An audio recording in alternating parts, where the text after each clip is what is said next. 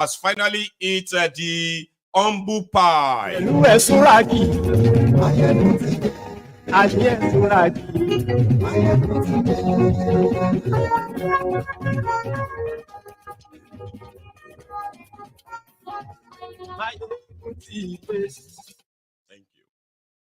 you. So today, good morning to you, good afternoon to you, and good evening to you.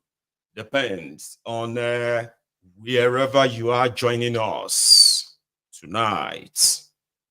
It is Maiyegun live, and I come back here this evening to bring an update of how things are beginning to explode in Kenya and around Samuel William Ruto. The NATO, no, hang on, they said he's IMF, World Bank puppets who wanted to enslave his own people with the IMF, World Bank monetary policy that will push 40% Kenyans into abject poverty. It is like somebody signing up the lives of their own, of his own people. That's what Ruto did. And there are many African countries, Nigeria, Ghana, and a few other countries have also signed up for this. Their people are going through it as we speak.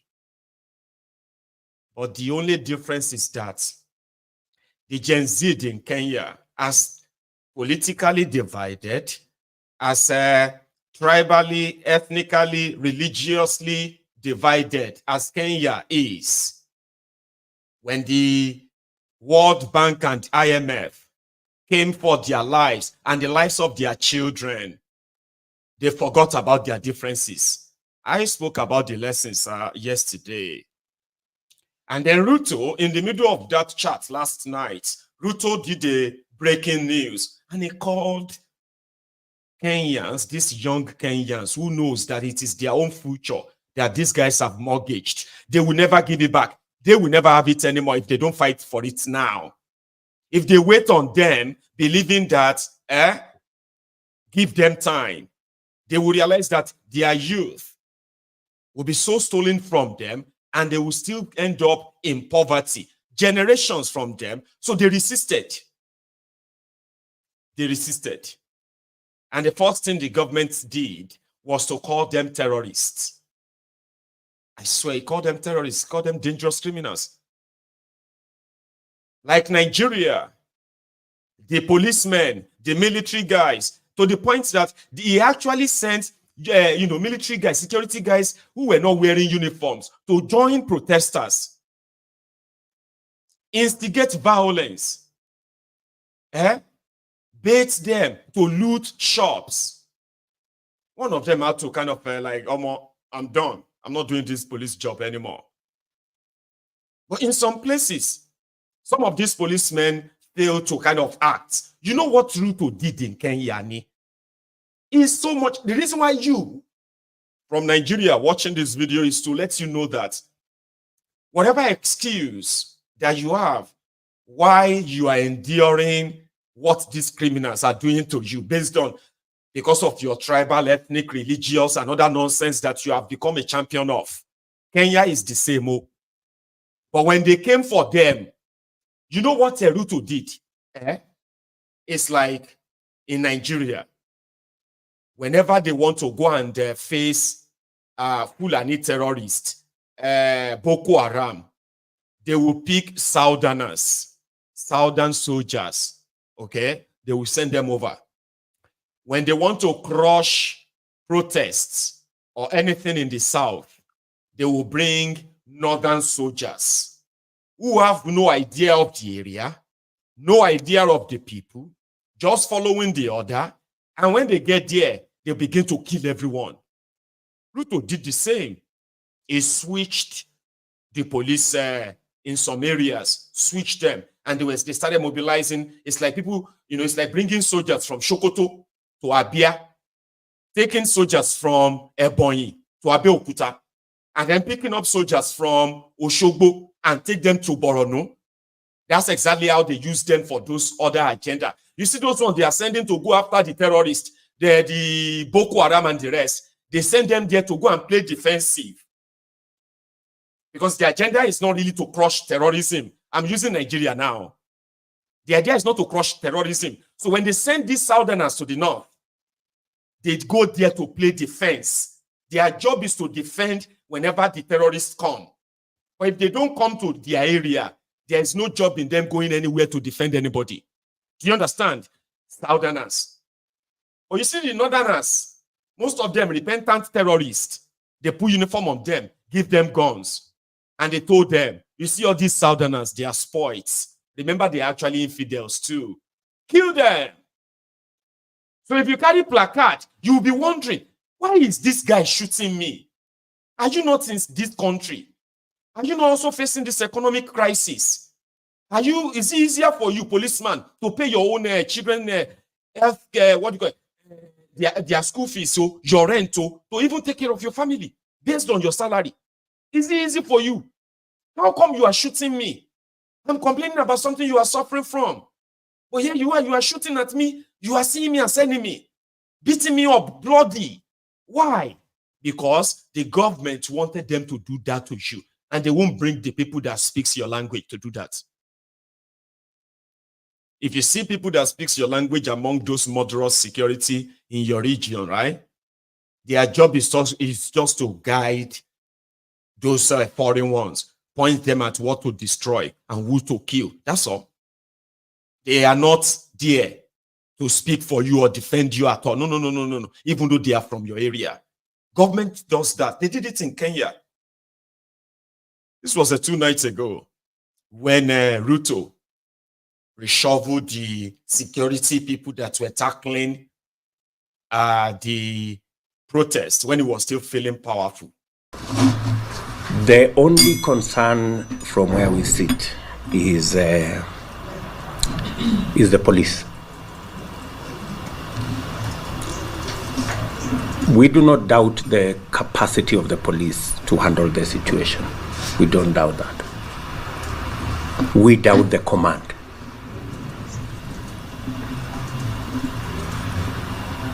We have a serious problem with the command of the police. We have the most incompetent Inspector General of Police, I think, in the world. The most incompetent in the whole world.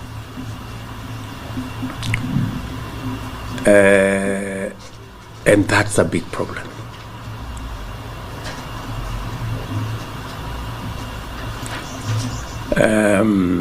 His incompetence may not necessarily play out when things are working, but when things get to a head and you need some decisions to be made, I can tell you for sure, the gentleman we have as an IG cannot make any decision. He simply doesn't have the capacity to make any decision. And what was that decision? We need you, police IG, you need to crush these people who are asking us to reject the finance bill. Where did you expect us to see money? The people that gave us money, they said the condition of them giving us this money is to raise taxes and prove to them that we can pay back. So the money is to develop Kenya. So you, police IG, you are not following all the orders.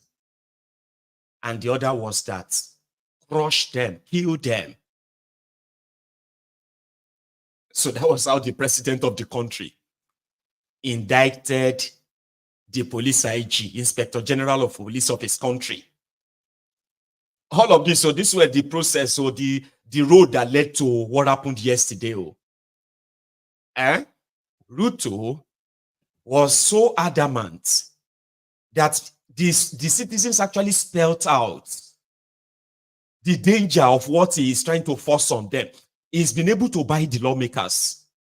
They paid them, gave them new cars, took care of them. And the majority of them were just speaking in the same language. We need the money. Kenya is in debt. So Kenya needs a lot of money. And we need that money to develop Kenya. We need and all of that. They were all speaking in the same language. Everyone trying to make them see reason that must you take this loan? Like, is that the only option? How could you go against everything you sort of preached? Just like Malema asked. I don't know if President William Ruto means it, because he said so many things and I can't locate him these days, because the things he said during election, the things he's doing now are two different things. I don't know, because I heard him saying we need to do away with the dollar and build our own currency. But his actions are not speaking to anything of doing away with the dollar. The latest being putting a red carpet for a murderer, a person who killed the Kenyan people, coming into this country, receiving a red carpet and being saluted by our own army. This is not a Kenyan army, it's not a colonialist army. The Kenyan army is a product of the Mau Mau rebellion, and those who killed our people in the Mau Mau rebellion cannot be saluted by the same army of the children of those who were killed during Mau Mau rebellion. Malema. Like, what is this guy doing? Is this not the same Ruto that was talking about Africa currency, Africa doing away with the dollars, Africans should stop taking all of these loans from all this World Bank and IMF? What changed? He was adamant. He was, yeah, we have to do it. It is to make Kenya survive. We need these dollars. We need these loans. And it's the people that would have to pay for it, not the politicians. They don't have to, because the government of Ruto or Kenya takes care of them. It is the people. So he didn't listen. And things got really, really out of hand. In the last 48 hours, the military finally came to his aid, and it's been reported that over 150 people have been killed across the country. All for what? To accept the World Bank and IMF loan that will put 40% Kenyans in poverty. Well, here is one of the citizens of Kenya having a chat with one of those who are the lawmakers about the laws. You see, Kenyans, people say that the Kenyans are more educated in civic sort of studies. They do understand what the law means because they were part of those who make the law. In 2010, the whole country erupted and led to the whole country having to write a new constitution. The one that majority of this generation you are seeing today have been so much accustomed to. Well, anyway, here is an engagement just to see a typical Kenyan and a typical Kenyan politician discussing their law. Listen. Okay, that is what we are saying. You had said earlier on Yes. That you don't want to see members of parliament impeaching a president. Yes. That should be left to the people. The people, yes. Do it themselves. Yes. But aren't you alive to the provisions of Article 1? Yes, I am alive to it. That allows the public, the people, Yes. power Yes. to elect their representatives. The wording which is used in that given article, Learned Council, if I may, if you look at the sovereignty of the people, it says that all powers, all sovereign powers belongs to the people of Kenya and shall be, underline the wording shall, mandatory, be exercised only in accordance with this constitution. The people may, optional, may, optional. That is it, Your Honor. No, complete it, May exercise their sovereignty power either directly or through their democratically elected. So the wording, the conjunction may, I apply one. Thank you very much. Yes. And I think that is a plain language. Okay. That is what we are saying. You had said earlier on Yes. that you don't want to see members of parliament impeaching a president. Yes. That should be left to the people. The people, yes. Do it themselves. Yes. But aren't you alive to the provisions of Article 1? Yes, I am alive to it. That allows the public, the people, Yes. power Yes. to elect their representatives.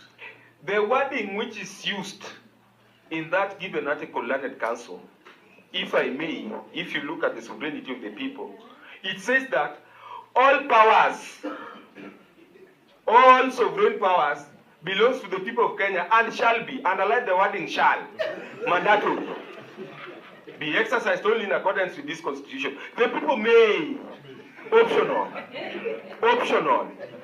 may, optional. That is it, Your Honor. No, complete it. At least is very straightforward. The word used that you are elected, yeah, means the people shall, then people gave you that sovereignty. If they want it back, they don't want politicians to do it. They will do it themselves because that sovereignty lies with them, the people. That's some level of understanding and a very, very good line of conversation when you are talking about laws. Ruto did not just become the puppet of America, the West, ganged up against his own people. Ruto commissioned his own people, his own soldiers, on an American mission to Haiti, where they will pay each soldier, I don't know, you will hear that, well, people have actually shared that, where each soldier will be paid 20,000 or 30,000 Kenyan shillings. I don't know how much that is in dollars, but it is funded by America. And guess what? The first batch or the second batch and few hundreds or even probably like 1,000 or so of them have been shipped down to Haiti on behalf of America.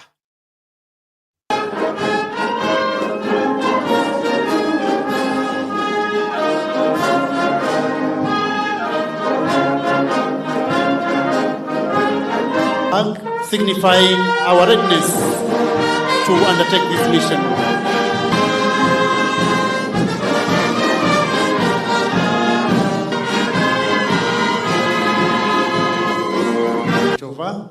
Signifying that continuity will always be there, irrespective of the odds of the challenges facing us ahead. As you go to Haiti, remember that your families, the people of Kenya, the government of Kenya, and me as your president, we are all behind you. We will support you.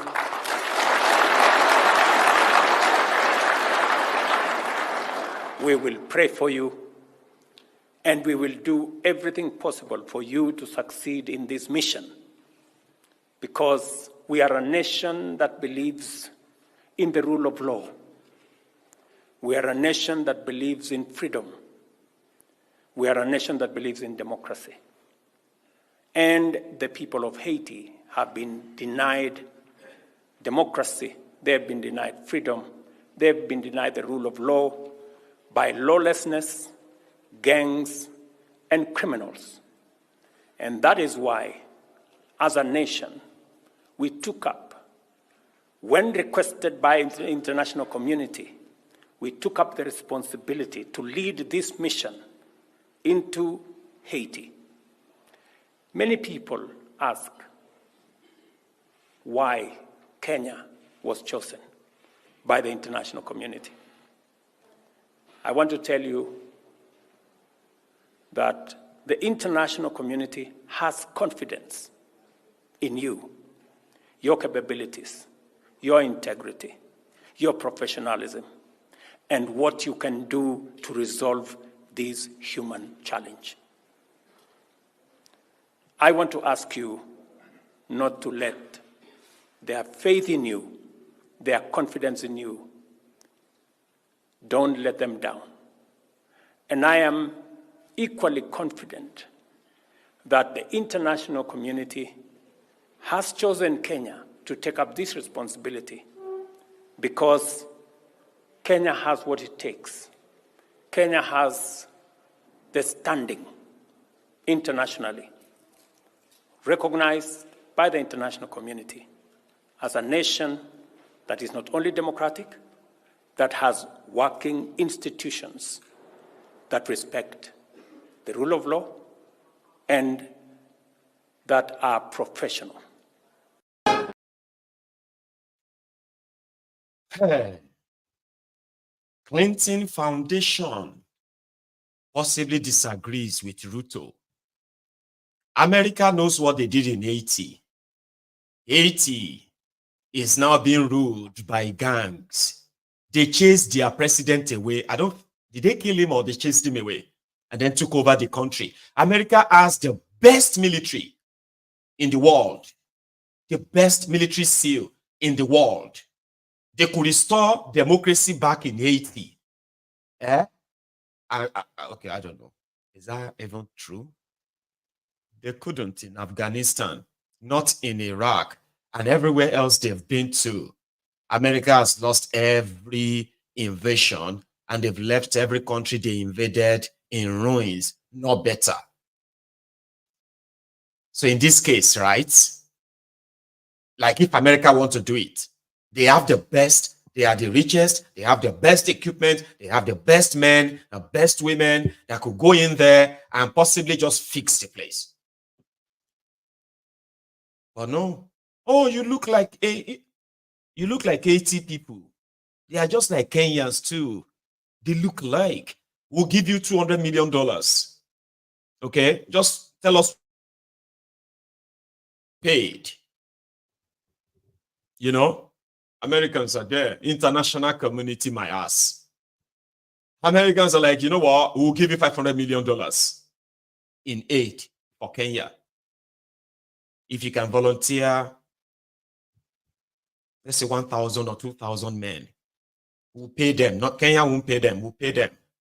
I said, no. Let us pay them. So no, we'll pay them. Averagely, we'll pay them $1,500 every month for that mission. No. You have to partner with the Ministry of Defense. The Ministry of Defense will have to look into the best of the best in Kenya military to send on this mission. And that money, everything should be paid to military, to Kenya. And we want something more too. Can you get us more weapons, guns, and all that stuff to add it to the thing? Are you sure you can volunteer 1,000 men from Kenya to go to Haiti? Yes, of course. Easy peasy. If you can make the money up to like small money, add small, so that I can speak to the parliament, I can speak to everybody there, and there will be no problem. Say, okay, then we'll make the money $600 million, and then we'll give you so and so plus it. Then the salaries of these people. Do you think America will pay these people $160 a month?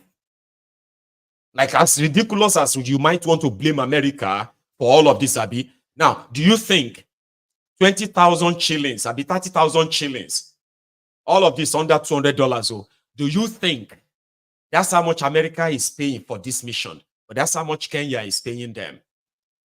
They've kitted them up and all of that. They are in Haiti now. Some of them will have to come back in body bags. Imagine going to another man's country to fight another man's war, and then you return back to your country dead because of $200 a month. But right there in the country, the army, all of them that are left, they are being sent after the citizens that reject his IMF policy. So the vice president of the country, who was on 2 different occasions, right, acknowledged these killings. And the last part of this clip you're about to watch, he had to ask the gathering to give a minute silence to those killed by the police, the CDC or something. Well, it's in Kenya as we speak, but let's start from this one. As a country,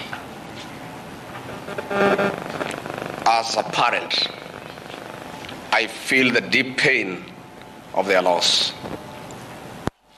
No parent should have to bury their child, especially in such circumstances. I cry for our children. I am unable to bear the pain. My children, Kevin and Keith, are of the same generation Z. I want to put myself in the shoes of parents who have lost their young children and appreciate the pain, the anguish, the torment. Innocent young children whose only crime was to air their views in a democratic country. My heartfelt condolences, that of my wife, Pastor Dorcas, my son, Kevin and Keith, to the grieving families. May the Lord give them fortitude, the grace, the strength to bear the pain. We wish quick recovery to those who are injured and those who are. God is good, and all the time. Maybe before I give my address, I request all of you to be outstanding in a minute silence in honor of our children and security officers who lost their lives in yesterday's protests and pandemonium across the country.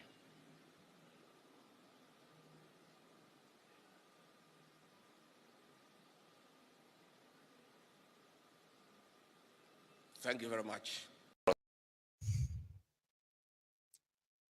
Now that the vice president, number 2 man in Kenya, has acknowledged the killings carried out by the security agents in Kenya,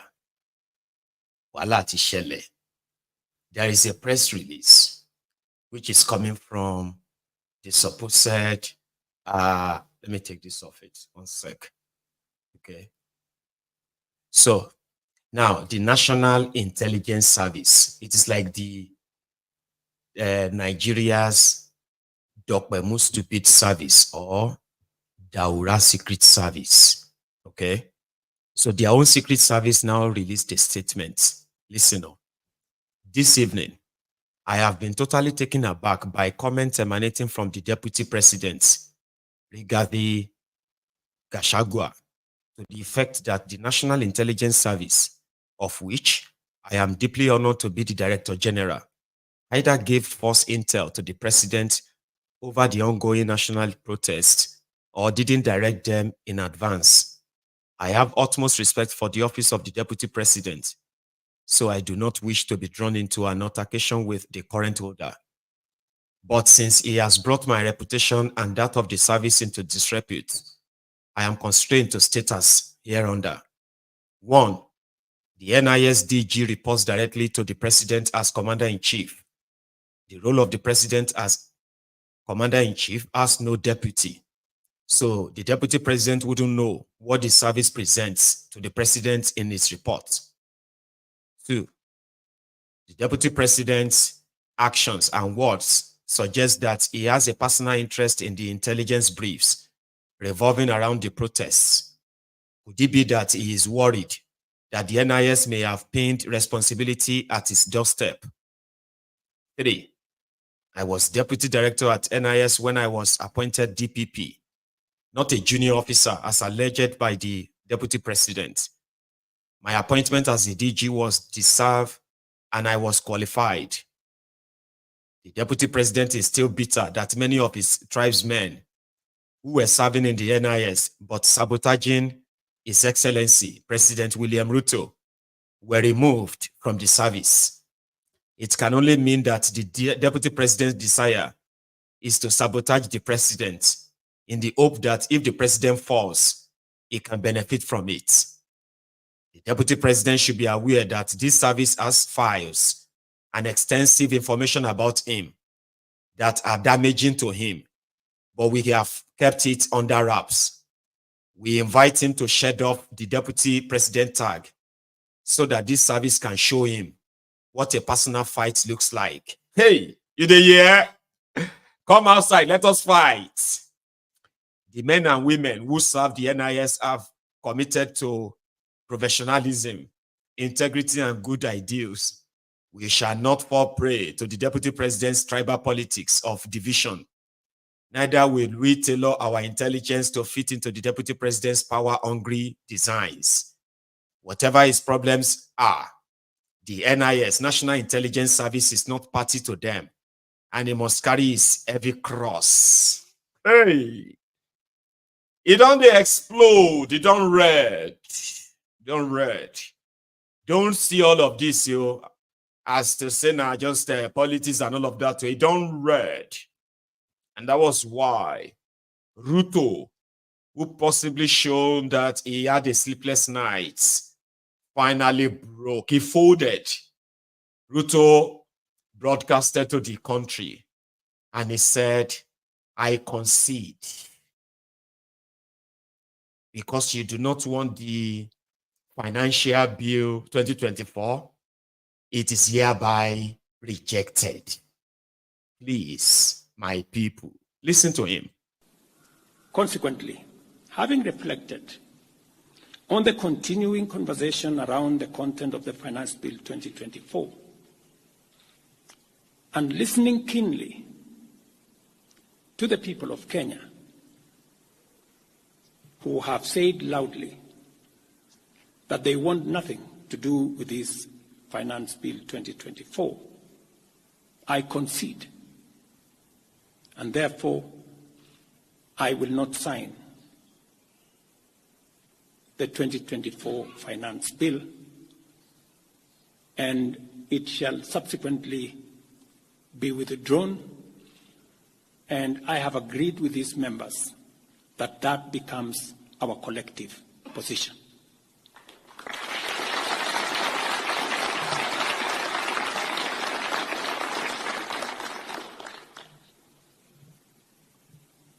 There is need for us as a nation to pick up from here and go into the future. And I am therefore proposing that because we have gotten rid of the Finance Bill 2024, it is necessary for us to have a conversation as a nation going forward. How do we manage the affairs of the country together? How do we manage our debt situation together? How do we work on the budget with the deficits that now exist together? And as I committed last Sunday, I will be proposing an engagement with the young people of our nation, our sons and daughters, for us to listen to them. As I said on Sunday, listen to their views, listen to their proposals, their ideas, their concerns, and what they think we should do better as we go forward. I am also recommending a multi-sectoral, bipartisan, multi-stakeholder engagement from civil society, religious organizations, professional bodies, for us as a nation to speak to the future of our country, again, together. And this will be on matters that are contained in the bill and matters that the people of Kenya have canvassed in the conversation that has been going on. Hooray! That's the first victory from all of that wahala. It is not for nothing. That is how you protest. That is how, see, normally, right, events will happen so fast. But the moment your government turn gun on you, and what you are demanding for is not met, you do not go back inside. You will force them. You will force their hands. And other things will happen after that. Now that is Ruto, the guy that was on your screen 23 hours ago on this same platform, remember? And he was calling the young people in Kenya, he was calling them terrorists, he called them anarchists. The same thing the criminals in Nigeria calls you. Then suddenly, we need to listen to our children. Not because he reflected anything. It is because tick tock, tick tock, tick tock. The ground is sinking under him. But Kenyans are not actually loosening rope on his neck right now. They are not really freeing him. So that you are withdrawing what we have told you to withdraw for weeks now. So you are withdrawing that after over 150 people have been killed. So who's going to be responsible for those killed? Now they're asking him to resign. You need to go. They want answers. Who is going to be responsible for those killed? What about those kidnapped? Those currently that people they don't know where they are. They were picked up by the secret agent, the secret police, NISC. Who's going to be responsible for that?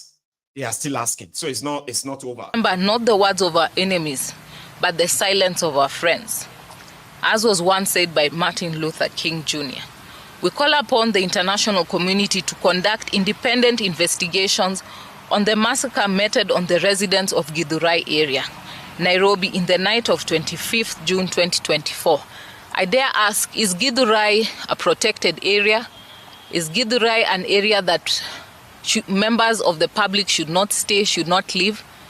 Why was there a massacre where people are living peacefully?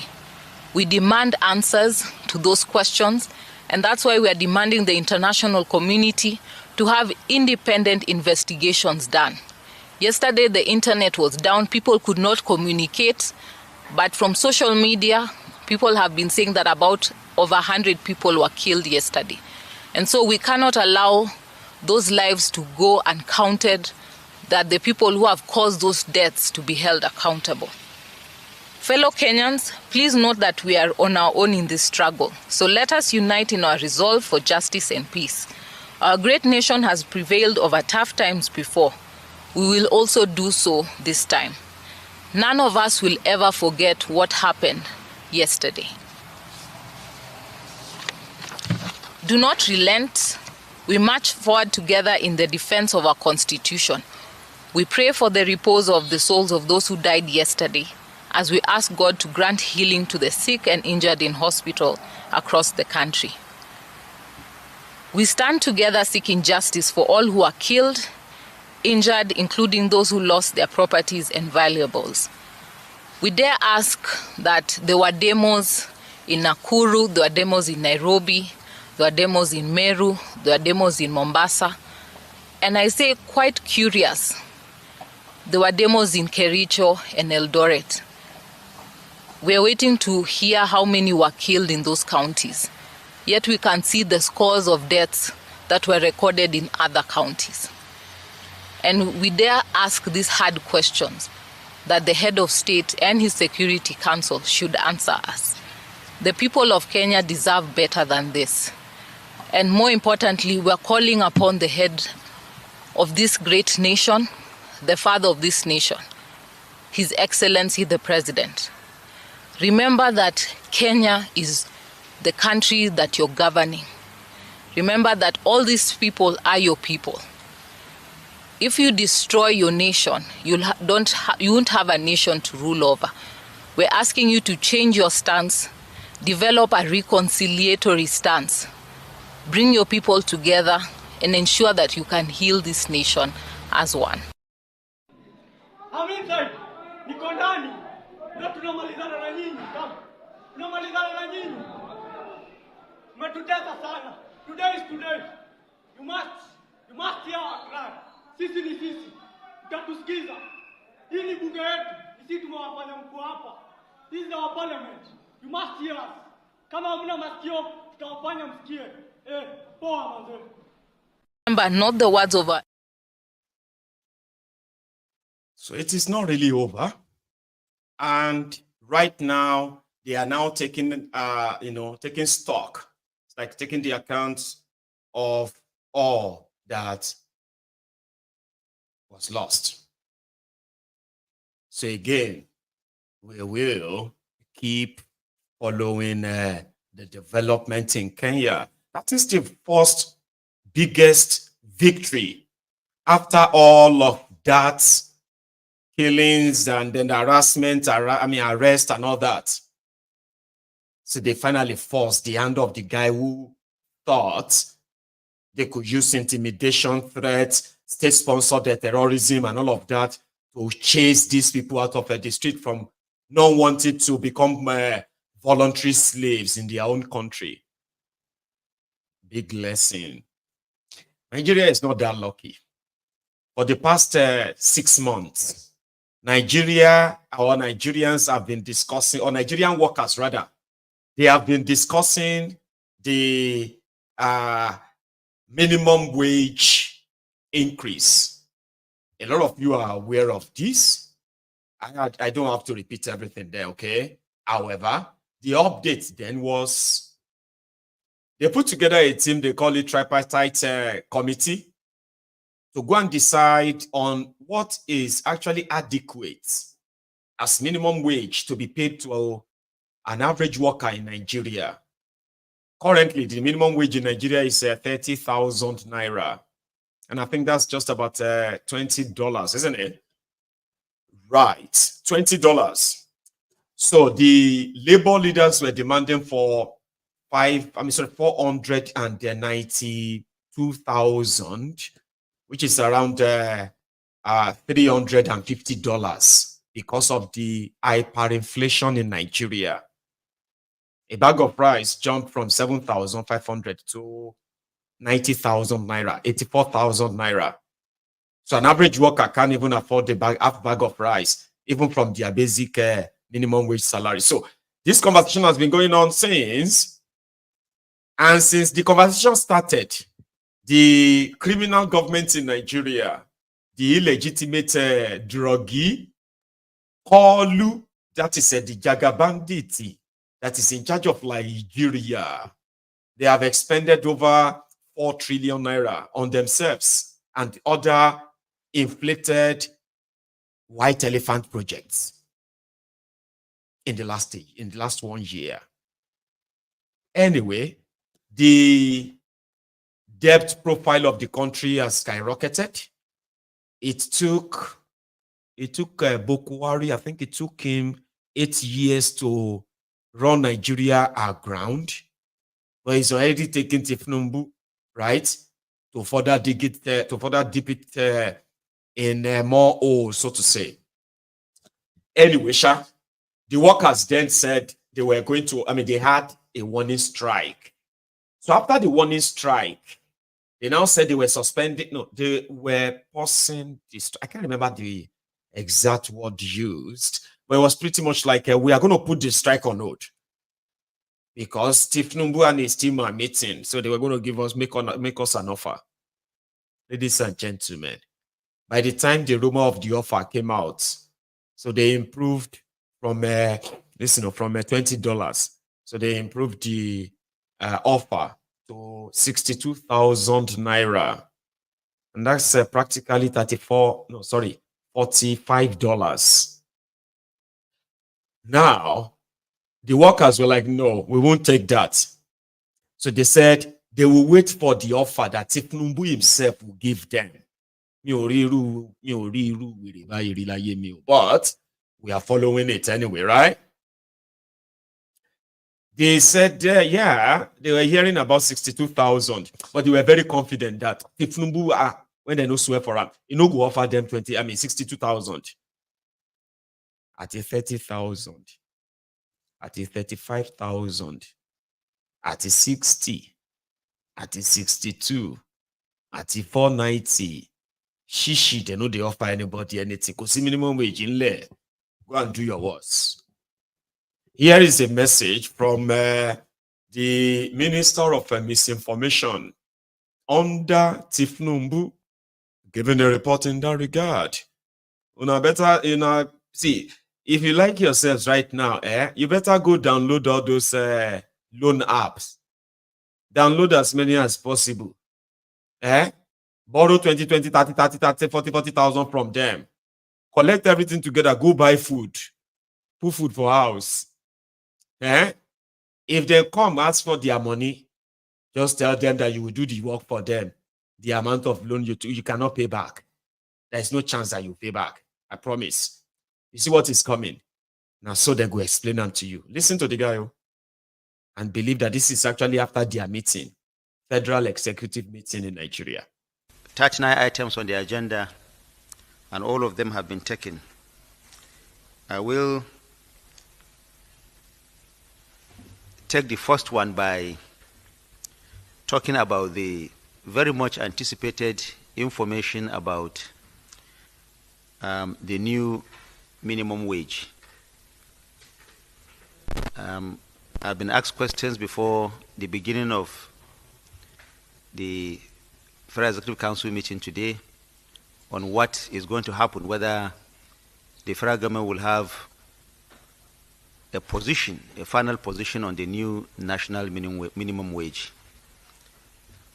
We want to state that, of course, there was a report by the tripartite committee set up by Mr. President involving the government, meaning government, local government, and the state governments on one side, on another, the organized private sector, and on the third leg, the organized labor, TUC, NLC, and their affiliate bodies. Now, these three make up the, as you know, the tripartite committee that negotiated the new national minimum wage. Recall what has happened, that two members of the tripartite committee, meaning the organized private sector and the government representatives, reached an agreement which they forwarded to Mr. President. Of course, you know that the organized labor had an objection to that, but consistent with the way it should be done, the tripartite committee has submitted its report first to Mr. President, and then there was a memo to discuss that at the Federal Executive Council meeting. I want to inform Nigerians here that the Federal Executive Council deliberated on that, and the decision is that because the new national minimum wage is not just that of the federal government, it is an issue that involves the federal government, the state governments, local governments, and the organized private sector, and of course, including the organized labor. That memo was stepped down to enable Mr. President to consult further, especially with the state governors and the organized private sector, before he makes a presentation to the National Assembly, before an executive bill is presented to the National Assembly. So I want to state that on the new national minimum wage, Mr. President is going to consult further so that he can have an informed position, because the new national minimum wage, like I said, is not just an issue of the federal government. It affects the state governments, it affects the local governments, it also affects the organized private sector. And that is why it is called national minimum wage. It's not just an affair of the federal government. So, Mr. President is going to, he has studied the report and he's going to consult wider before a final submission is being made to the National Assembly. I feel that we should make that known, make Nigerians to know that position, because there's this intense anticipation, especially the newspapers today are reporting that a momo is likely going to be discussed on the new national minimum wage. So it is imperative that we let you know that. If Thiefnubu wins, all of you are going into John. That is God has spoken. Just let it go live. Let it go live has spoken. Just we have said it. Let me say in English so that the world understands. Okay, sir. If Nigerians vote for APC, we sink. We will in poverty, and the economy will be in shambles. If the government of APC continues, Nigeria will suffer extraordinary.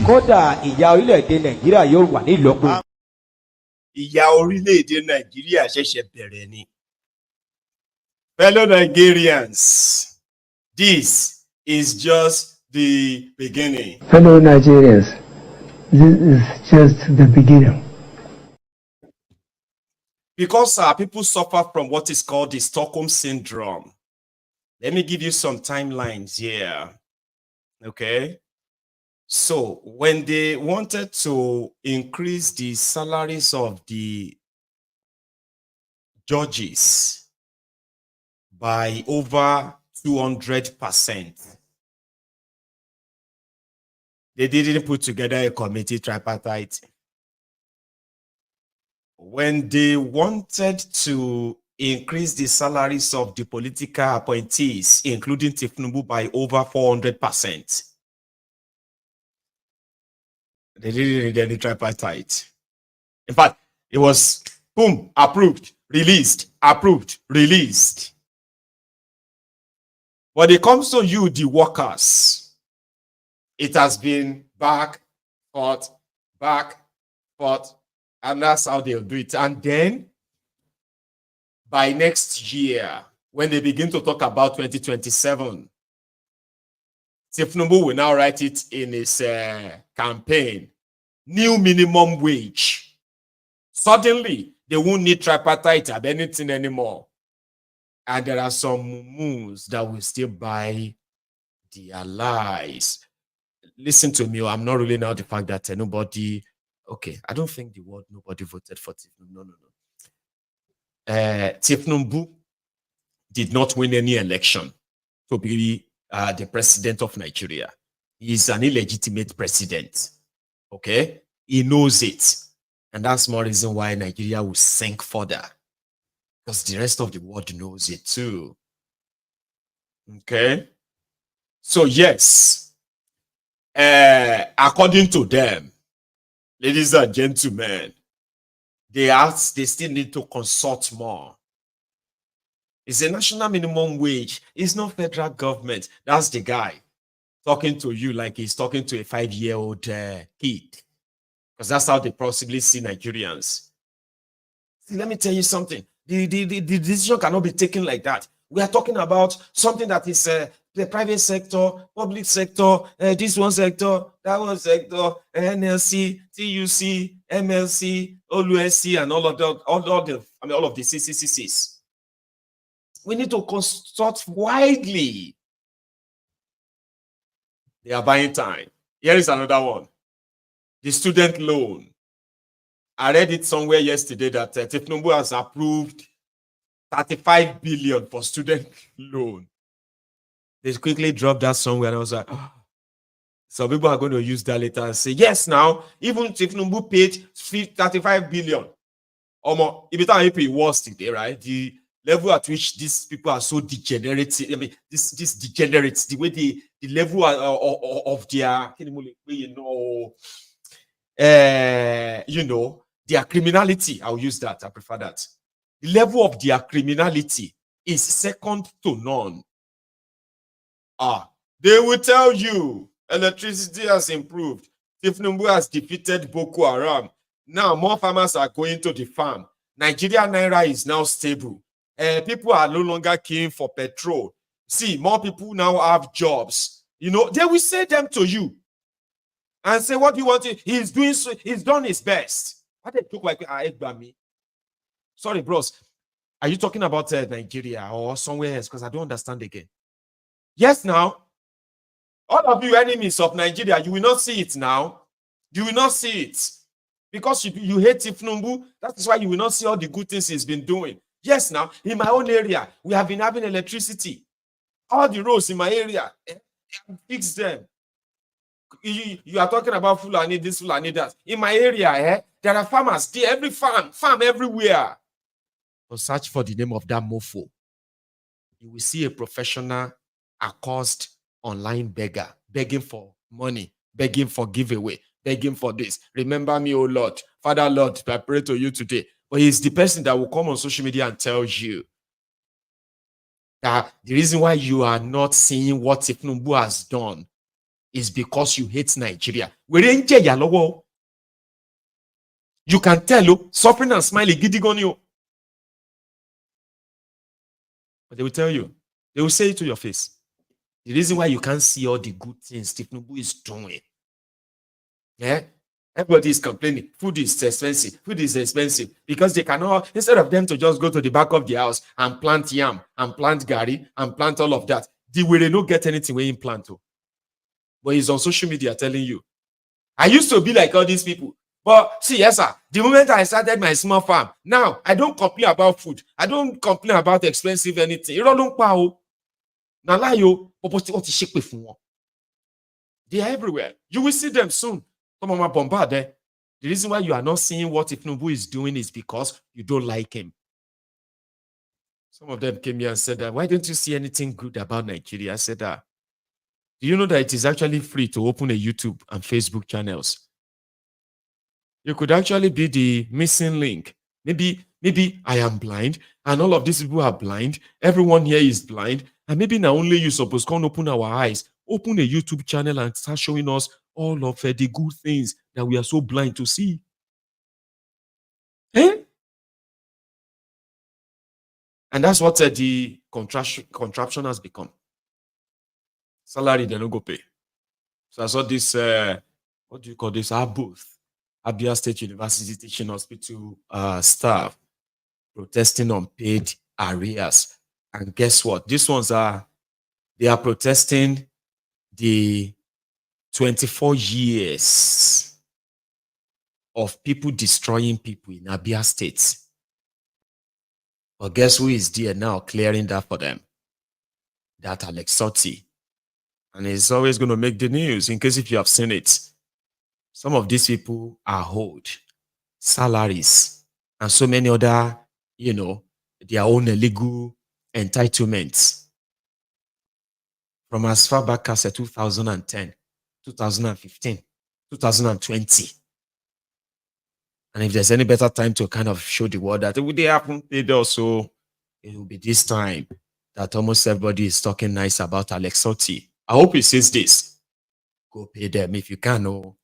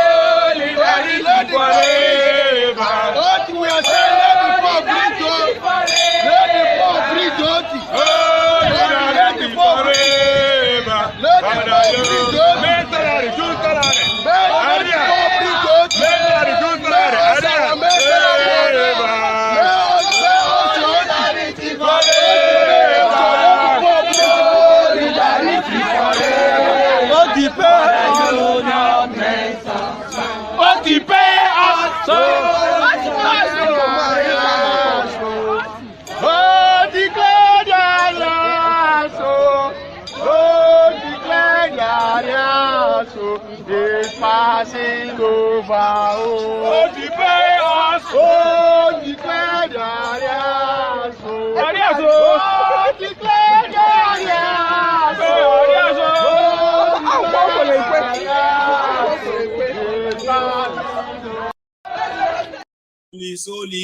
Solidarity forever. You go know say solidar. So they're asking him to pay the arrears that the past government, the Abia State, their family business do, right? They're asking Oti to pay, and they should pay. Here I am. So the man that told us not to die in their war has few words for us again. Dele Parotimi. Insanity, quote and unquote, is actually an act of defiance in the face of the sickening acceptance of the abnormalities that you have already normalized. When are you going to listen to the madmen in your midst? Those who are calling you to action, trying to get you to understand that you have failed woefully at the task of building the future. The numbers of those who would dare to disagree with the society that we have built are few and far between. We have become acculturated to madness. And the person who draws attention to the madness is the person who is deemed insane. But when will you listen to the madmen in our midst? There are a lot of madmen who are speaking at variance with the standards that you have all set for yourselves as a society. The Yorubas will say that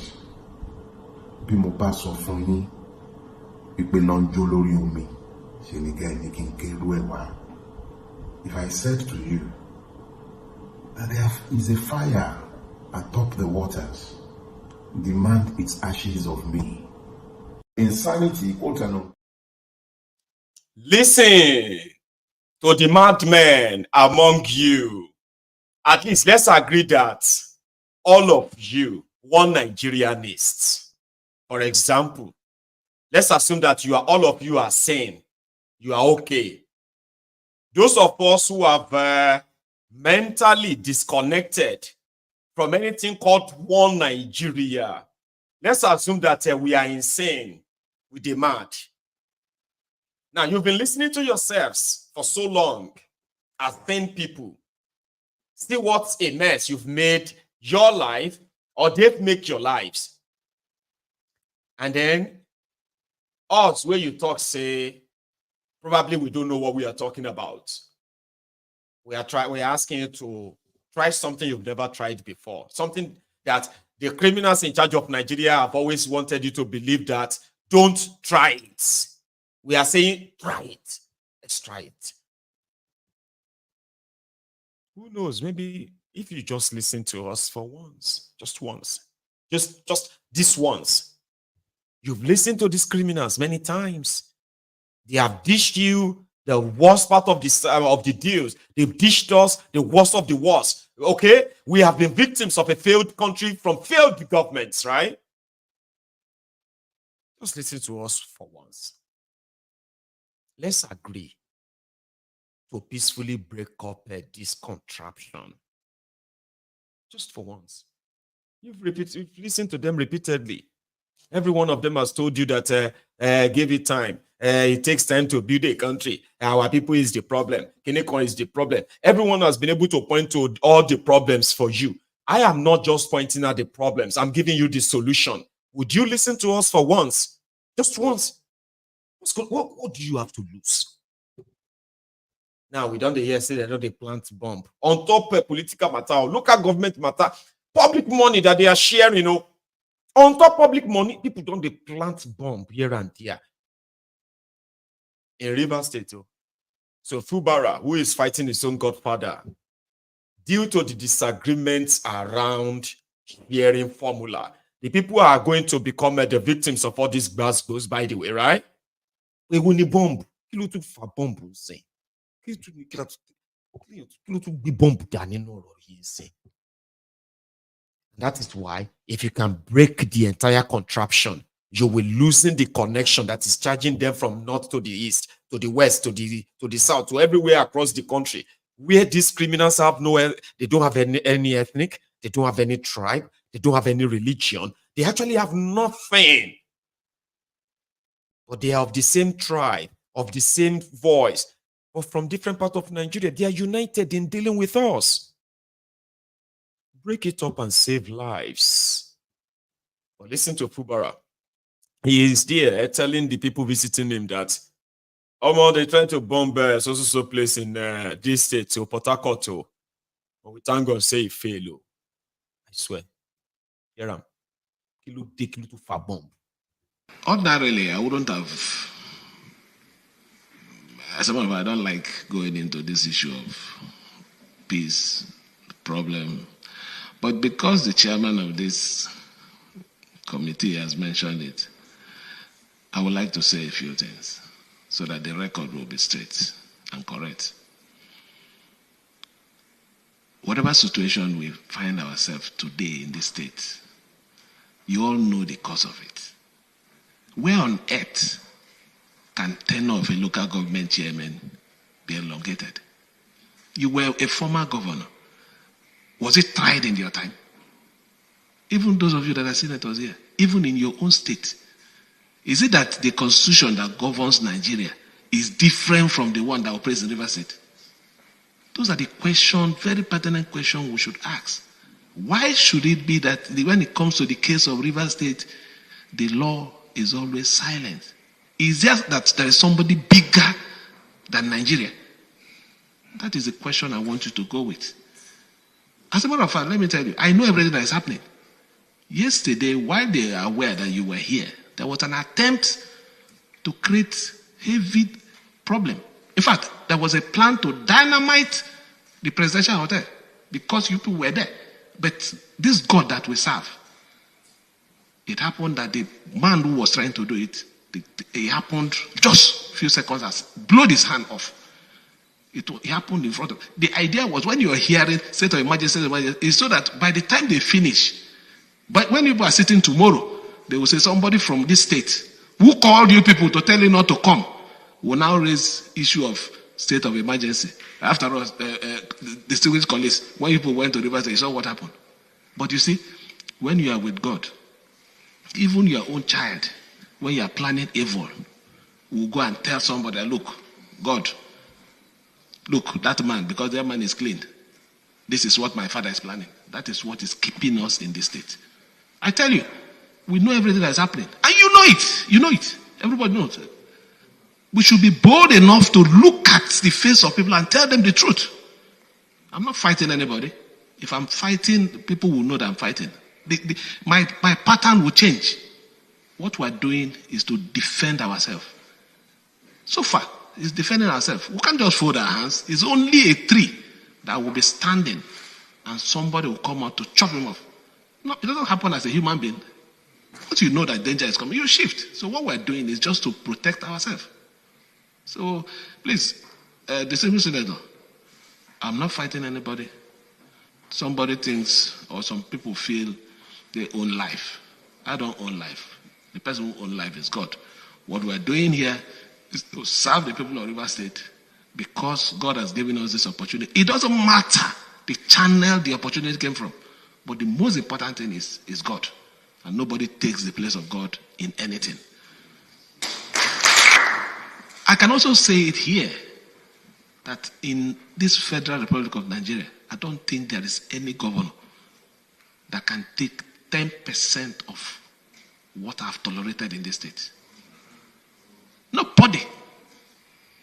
I'm the only governor that local government chairman will come and abuse. I'm the only governor. Let me not use unguarded words here. If not, you see, you know it. You see it in the social media. I take them in. What is the reason? Because I know that my people are not looking at. People at the end of the day will not look at the fight. What they are going to look at, what they do achieve, and I know that all those things are distraction. So I need to focus on the ball. Make sure that no matter how tight, no matter how difficult, no matter how challenging The situation is, I must deliver to the people of River State. You won't need a car to travel. You won't need an aeroplane to travel. You will just say, I want to go to London. And you'll be in London. Whether you believe it or not, the time is coming. I want to go to Australia.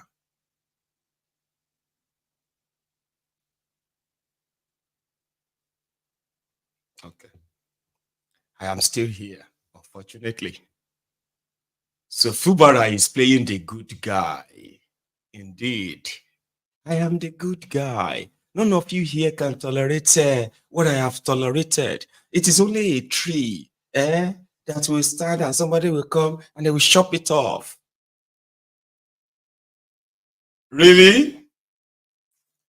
With a wicked made him governor. And a lot of them who are actually fighting themselves. Don't ever forget that. But it won't bomb. Do you know they want to bomb the presidential hotel in Port Harcourt? If I was one of the guys, the senators, I could just be like, hey, I need to get out of this place. Heavenly Father, come and get me out of this place in Jesus' name. You don't see the 80s where they shout, Jesus! You go see, if I be one of them, I could just be like, hey, in the name of Jesus, in the name of Jesus. You see, the moment we leave Port Harcourt like this, I go say, hey, me, in my life, laye me, don't ever bring me to Port Harcourt. Rivers. Kill off a bomb, kill you. But that's what he just said casually like that. There is no investigation. There is no evidence of anything of such.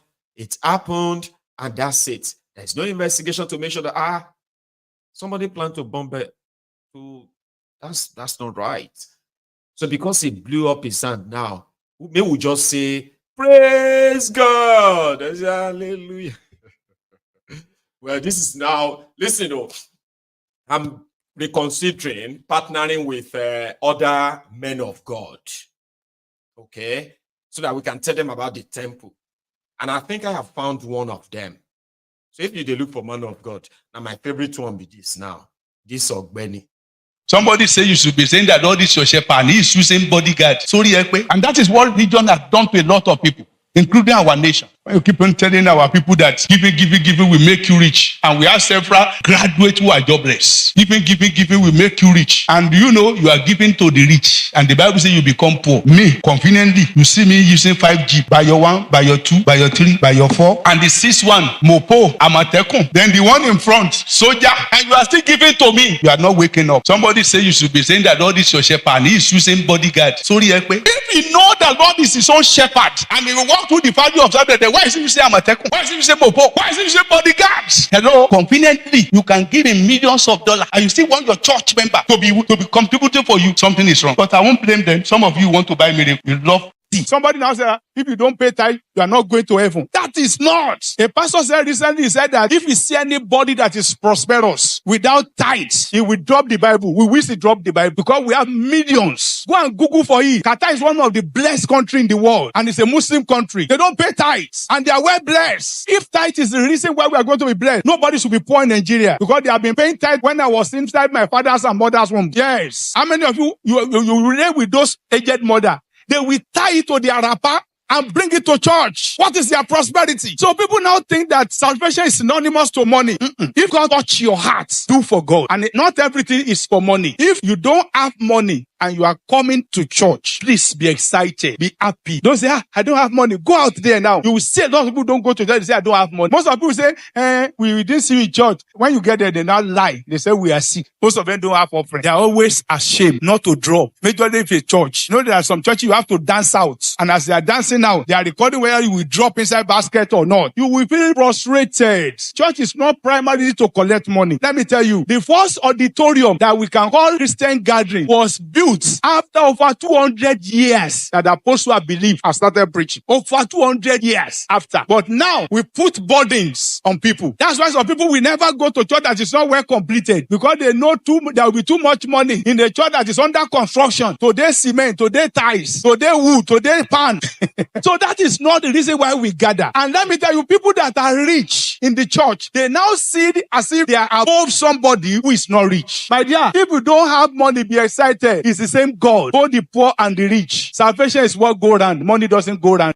In conclusion, please, I want to beg you, in this church, like you said, engage in business. Stop wasting economic hours in church. You know what we call economic hour? Somebody going to mountain. This is June now. Some people, they enter into mountain on 31st of May. They come back 8th of June. Which God are you begging? Is it so wicked? If she has shop, she locked that shop for 8 days. And she's expecting transformation. And she considered that one faithfulness. Every member of this church, if you're a businessman, immediately after this service, go and open your shop. If you're in abroad, after the service, you go to your work and clock in. People work on Sunday. God never sent them to hell because of working on Sunday. What of doctors and nurses? Somebody now, he pray overnight. Then he get to a place of work, start dosing. You have a place of work. You now go Fiji. You are now dosing. They're supposed to sack you. They're not faithful. Why should you be dosing in an official hour? We used to be foolish in those days. Now say we are going for a whole week conference. We obtain leave or we obtain permission in the place of work. Go and do that one in USA. Before you come, they have replaced you. Stop using economic hours. God is not wicked. God is love. No, there are poverty in our land. But if you can still walk, you will eat. Somebody who's supposed to rest and the body recuperates in preparation for Monday walk will now be leaving Fiji by 3 a.m.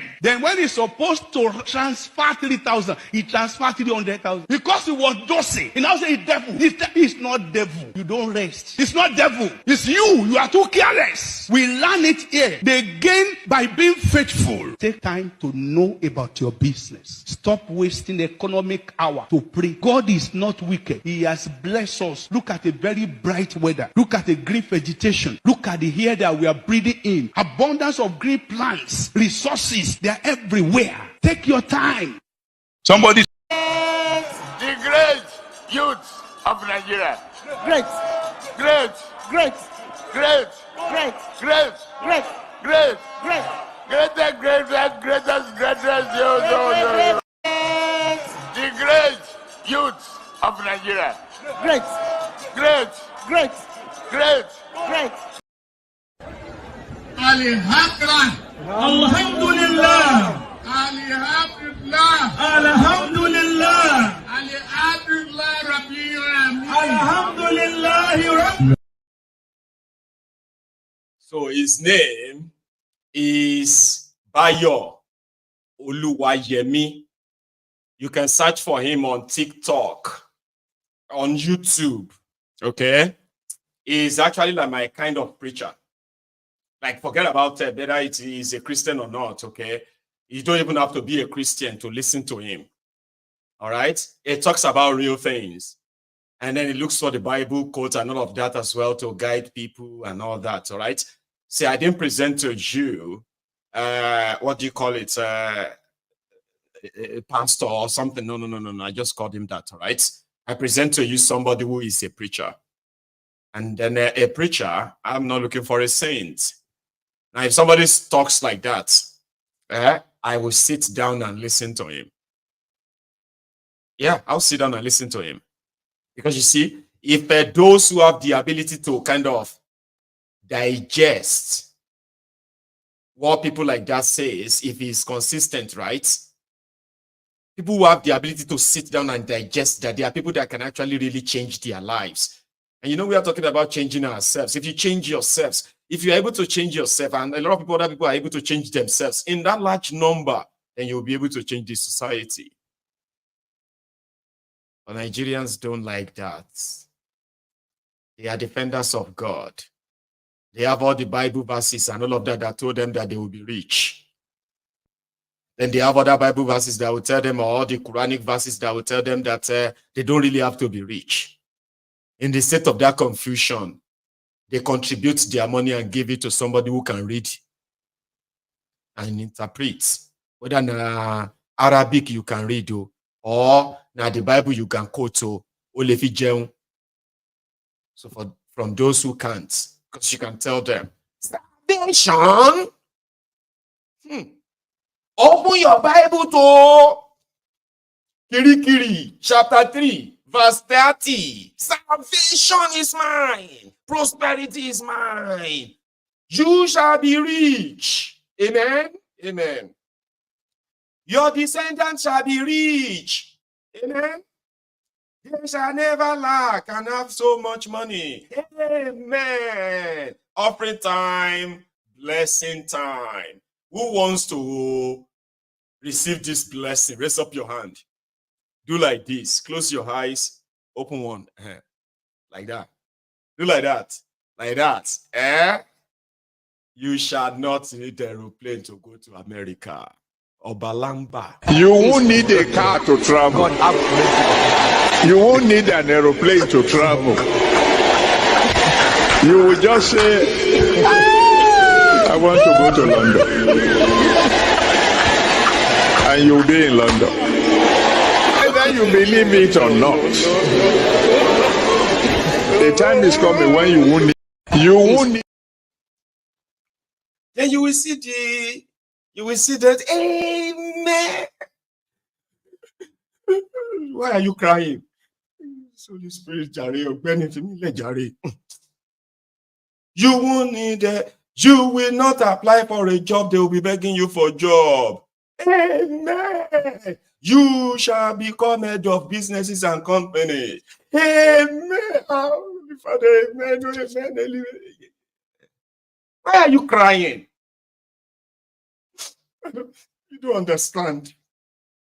You don't understand. Then they will sing. Trying to bribe God, I think. But what I do understand is the fact that some people have been like that for years, and they are still telling them that it's their fate, it's their something. I don't know. I'm not mocking you though, but I just feel like it's so ridiculous that somebody who is educated will sit down in a gathering and somebody will say, you will not need a visa to. Then somebody said, he knows what he's talking about. That's why miracle. All of you don't understand miracle. What if you are just going now, and somebody now appoints you as a special advisor to the president? Sure, you go need visa to travel. The imagination should man finish 1 year. And that is why when they see those who are sort of flashing money, they wish they were them. Imagination reach this. If not me rich like that, Davido. I don't think I can marry that Shioma. With a ni girlfriend. Oh, Nisha. You have no real education. You have no real skill. Some of you are graduates that cannot be employed. Oh, Nisha, at the age of 35, you still have no clue. But here you are. If to say na me be the whiskey. If to say na me be whiskey there, I swear, I think just bring my what do you call it? Lamborghini. I'll just crash the party. What they go do? We're the initial. But wherever he is, imagination to finish here. What thing imagine? If to say na me be special advisor to Thiefnubu like that, I will just tell them that I don't like that plane. I prefer, that Gulf Stream in Breakout or Prison Break 2. I love that plane, but if I make money now, that plane I go buy. Which Die Hard 2? No, you won't know the movie. Don't worry. But it's one plane like that. If I get to power like that, I go stay at that one I want. Will you? Oh, God damn it, man. Anyway, I would continue to show to you, that what do you call it? God. There is no country in the world, built by God. No country in the world on earth. You may disagree with me, especially those of you who are religious. There is no country in the world that God is the one running their their day-to-day administrative part of their country. No. Individuals still have to be loyal, patriotic to their country, dedicated, and want the best for their country, not the looters, the criminals that can fuel a jet in the poverty capital of the world, where you have 6 private jets, 6 presidential jets. They shared it among themselves. Even Bajabi Amila had to fuel one to fly to Kano to go and greet God damn it, Gandola. They say Gandola's mother-in-law died. And then the chief of staff to Thiefnubu had to go and say sorry to Bajabi Amila to Gandola for losing his mother-in-law. And then one of the toys in the sky, funded by you, Akuri Bastard, Bat idiots. Oh no, that's how they can. Imagine that life now. Me, I did here now, right? And imagine if I finish my program and I'm like, I'm Professor de Berlin. See that kind of life. I hear soft life. But now use the talk to make you go and deal. Ewo baja biya bole.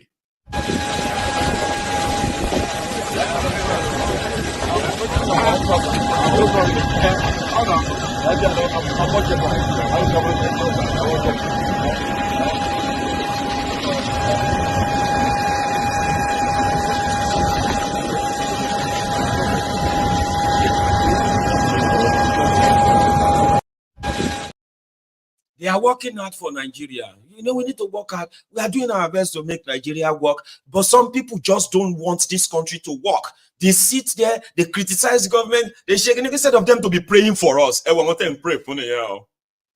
Adura nyagba. May your prayer continue to be answered.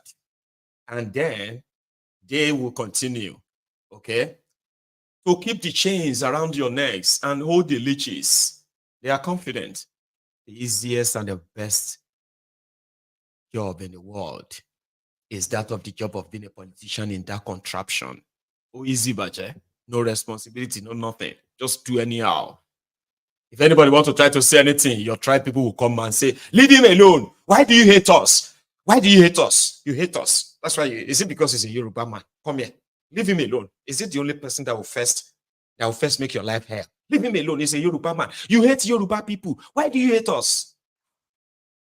Oh no, everybody they suffer right now. Oh, watching say Yoruba man. Leave him alone. Is it because he's a Fulani? Leave him alone. You hate the Fulani. It's because you hate us. That is why you are going after, like that. Sadura Nyama Agbao. I just hope that one of these days, Sadura Nyama, so that if you believe that, if you are praying for these rogues and your prayer is being answered because they are having the best job, no responsibility. Bokwari ran Nigeria aground. He's elder statesman in Nigeria now. Now some people are now telling Thiefnubu that he should consult with Bokwari to seek some ideas. Repeating it tabai. Bonne. She lucky. I'll take a break. Now, when I get back, let's take calls. That should be your turn, your shot. Yeah? But if you really have to go, right, make sure you like the broadcast before you go. Shegbo. And when I get back, I'll take calls. Thank you.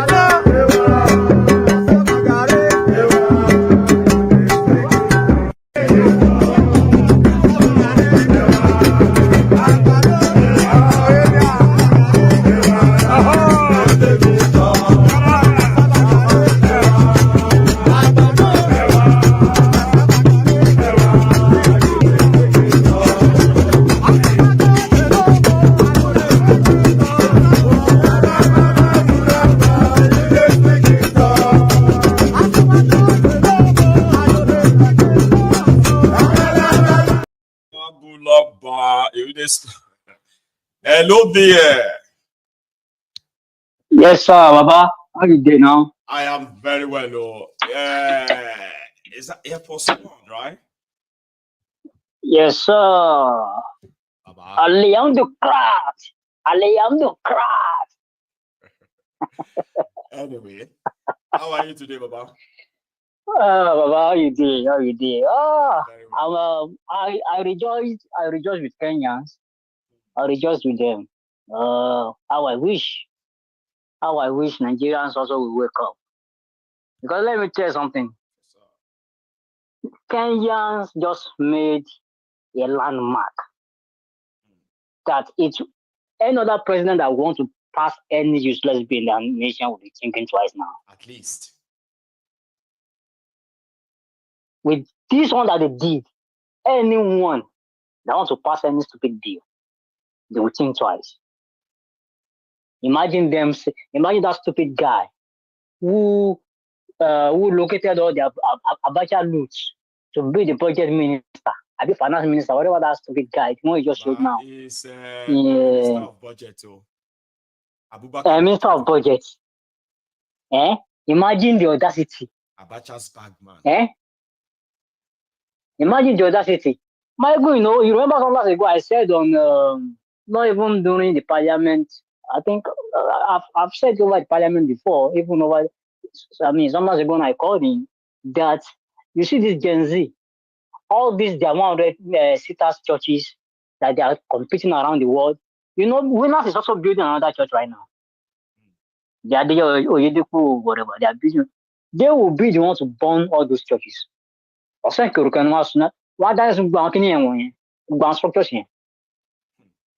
Because you keep lying to these people all the time. They are paying tithe, paying nothing, post food, going to get blessed. You don't let them go to work, feed you from one mountain to another mountain, praying. Isn't that same Bible said pray without work is dead? You are not telling us that we can just sit down in my bedroom now and say, okay, God, I want to be in London. And I just be in London. It didn't work. But I guess they would just say because I didn't have faith or something. Or I should wait for that day. Because he said one day. He didn't say right away. He said one day. One day? How? Maiyegun, you said it. You said further now. You said maybe a diplomat called you, a minister said, oh boy, let's go to London. You still going to need a visa. Okay, so let's say one politician just called me now and said, okay, I'm in Nigeria, okay. Do you mind going to London with me tomorrow? I'm still going to need a visa. Still going to need a visa. Absolutely. Yeah. Even if I'm a diplomat, you need a diplomatic passport. Maybe the worst case scenario would be that when you get to the airport, while other people are queuing, you won't queue like other people because of your status or whatever. So what is all this? These Gen Z people, they will be the one that will burn down all those to the structures called churches. So let them to build industries, to build, after they build schools, they are the most expensive schools in the nation. All they are building that is supposed to be like warehouses for jobs and, great jobs for people, for youth. I think the days for Nigeria is just, it's number. The days are number. I think it will happen very soon too. I think so. Because I think so. I think it will happen. Thank you so much. Because imagine what if I president. Thank you. Have a good All right, no Allah. Bless you. Air Force One there, right? Here is another caller. Hello.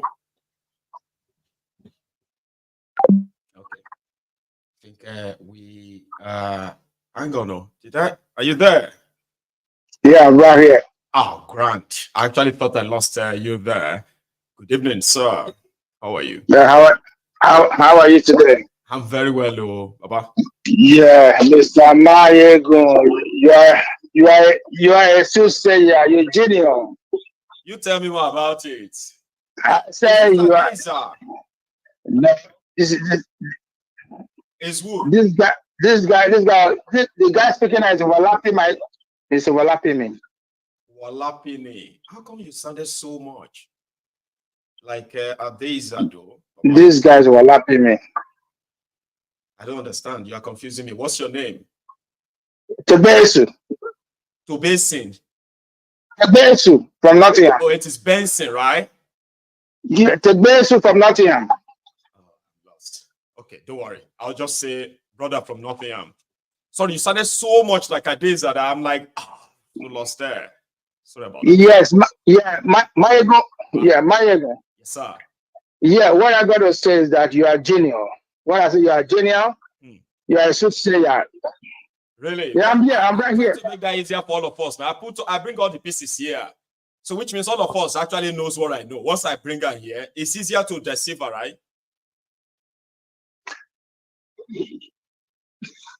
Can you hear me? I can hear you. I can hear you. Yeah, sorry, please go on. Yeah, you remember some time ago, right? You predicted about the Dangote refinery that you said that refinery will not come on stream till 2025. That they are way long way to go, right? To come for that refinery to come to operation. It looks like, and I actually didn't predict that it was going to be burnt. They were going to burn it too, but yeah. See, and it looks like right. You got the magic one, right? You know Nigeria more than everybody. Because I'm not making things up. When I hear things here, when I see things here, I put them together. I'm like, okay, well, this. All those fire why they boss so now fake. They don't release statement to. They talk say na minor fire. That minor fire now 2028 be that.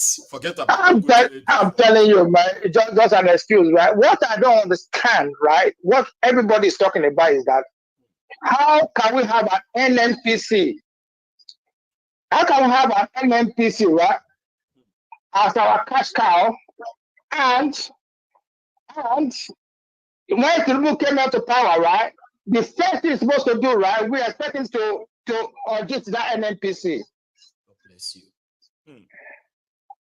And what we can't understand here, we who are the elites, right?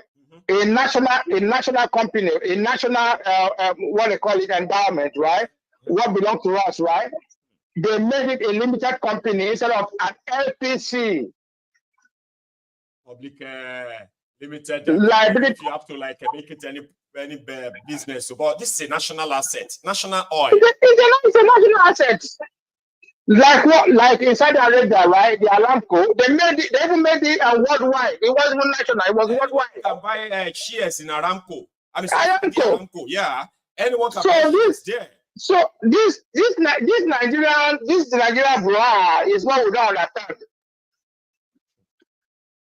So I've got another. Let me leave that for now, right? The next one I want to talk about is about flooding in Lagos all over Nigeria. This has been happening right over the years from before Buhari even came to power.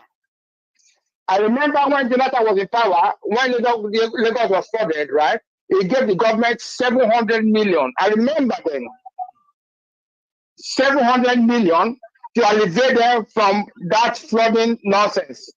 It looks like the state governors, Nigerian state governors now, because they have the NEMA. When it happens, they give states funds. That's another avenue of embezzlement. So what happened to the money? What are those people who are the victims of, the victims of a flooding as we speak? Who is actually catering for them? Nobody. You know that. That's you see Nigeria is so corrupt that only God will save us from this shenanigans. Yeah, it's so confusing. I know. We are, remember I came to this platform to talk about this NIN. How you go to people's around that now. I'm still gathering my even the state minister, the minister for interior affairs, right? Is getting it sold for 100 naira. Yes. I told them, I can't understand somebody living in England cannot register with the embassy and get his NIN with the embassy. You have to go to private homes to get your NIN. I remember 10 years ago, I was in Nigeria. I want to register my SIM card. I registered on the streets. They took my fingerprint on the streets. So where does that information goes to? Nobody knows. It's just kind of, I don't want to take much of your time. We're here now, Baba. We are here now. Yes. They are selling our data. People are using our data in Nigeria to do many things you and I don't have a clue right now. But you get to Nigeria and some of us will be alarmed at what is going on. I am gathering my information on that. When I am...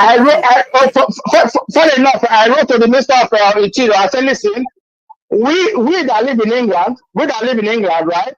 We don't need to go and register in Nigeria for NIN. Why don't you register to the embassy? Register with the embassy. Let the embassy condition that if you don't register with the embassy, you can't get NIN to the embassy.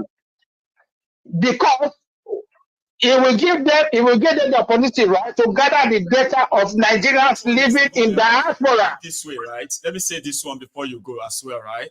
In a decent country, right?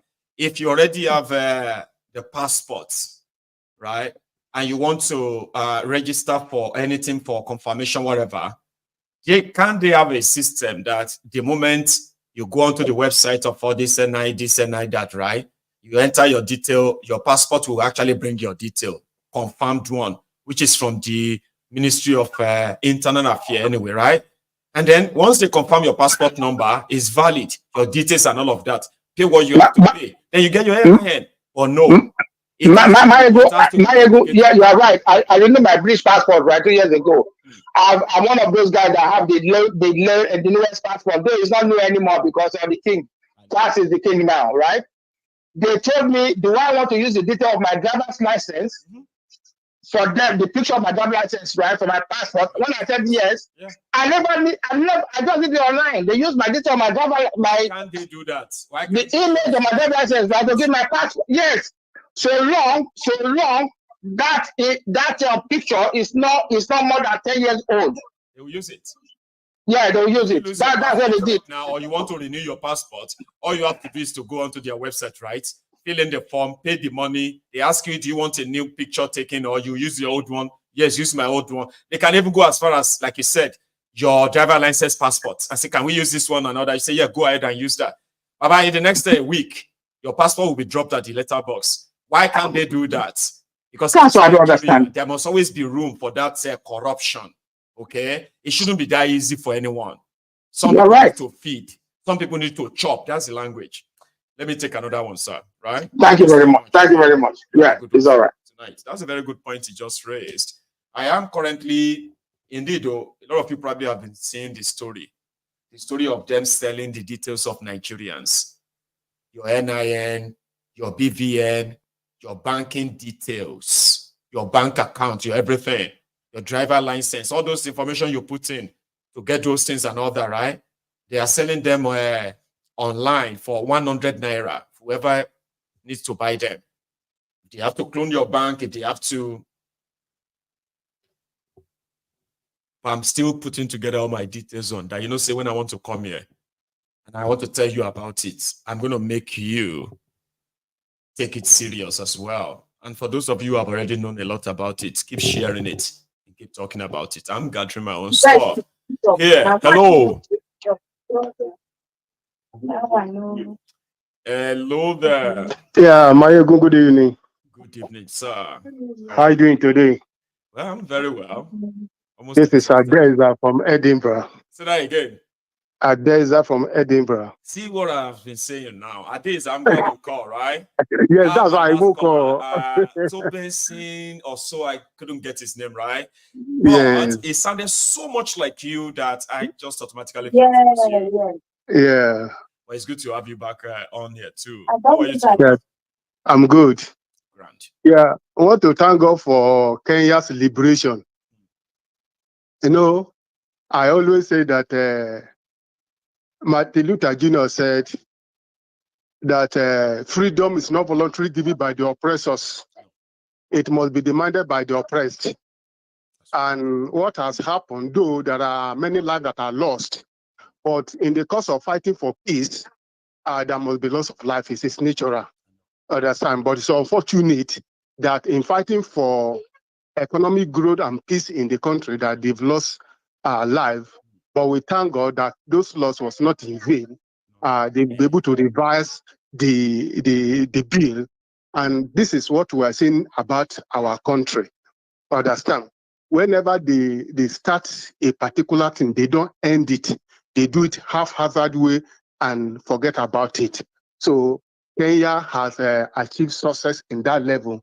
And I believe that it will be a kind of a roadmap for our people whenever they want to do something, whenever they start a course, achieve result.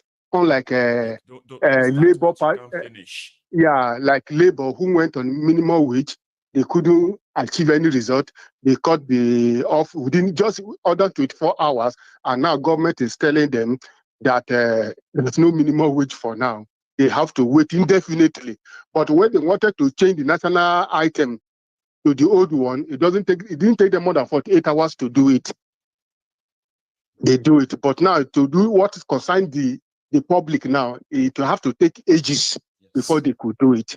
So I believe that whenever they take any course next time, they will be able to do what is right. Secondly, what is happening in Rivers State show the kind of lawlessness in the country. When there is no law, there is no offense. Because for Wike to continue to say that he don't want to be a godfather to anybody, but the people who are fighting for him keep on mentioning his name. It's an indictment. If it's in a country that the rule of law is strong, Wike should be removed as a minister of FCT for causing destruction and disaster in Rivers State. I like what that his half-rep member said about him. So I think they should be able to stand up and do what is right. Like Fubara was saying that it is only a stick or a wood that you can just hit and go, you know, revenge. Yes, they've abused me a lot. Understand? The chairmen have abused me a lot. So he has to use the power of the state. No regard for him. They can't really work together. It's either he goes or they go. That's the deal. But unfortunately, it's like no side wants to go down without a fight. Yeah.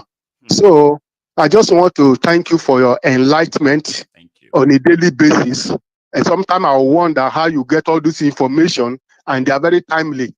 So kudos to you, and keep it up. We will support you at all we can to encourage you to continue in this mission. One day we will get that freedom we're actually looking for. Amen to that. Aliza from Edinburgh, ladies and gentlemen. So let me free the line. So let me free the line for those who are calling on the WhatsApp, because you see, one thing about the what do you call it, calling directly, is that it sort of fence out all of you who are calling through the WhatsApp. You're just going to be seeing missed, even when you have no chance of getting through, right? I've got one. Hello. Hi, Mr. Maiyegun. This is Older from Leeds. Older. It's Older. I know. I heard. Look, how are you doing today, Baba? I'm doing well, though. And I hope you are doing well too. I'm surviving. I'm still here, you know. Thanks for asking, though. I can see that. I can see that. They used to say something in Yoruba that I'm on Binyo yo. You want to talk, say he's not doing well. You are doing well, Jerry. And then thank you for the effort in enlightening us about everything.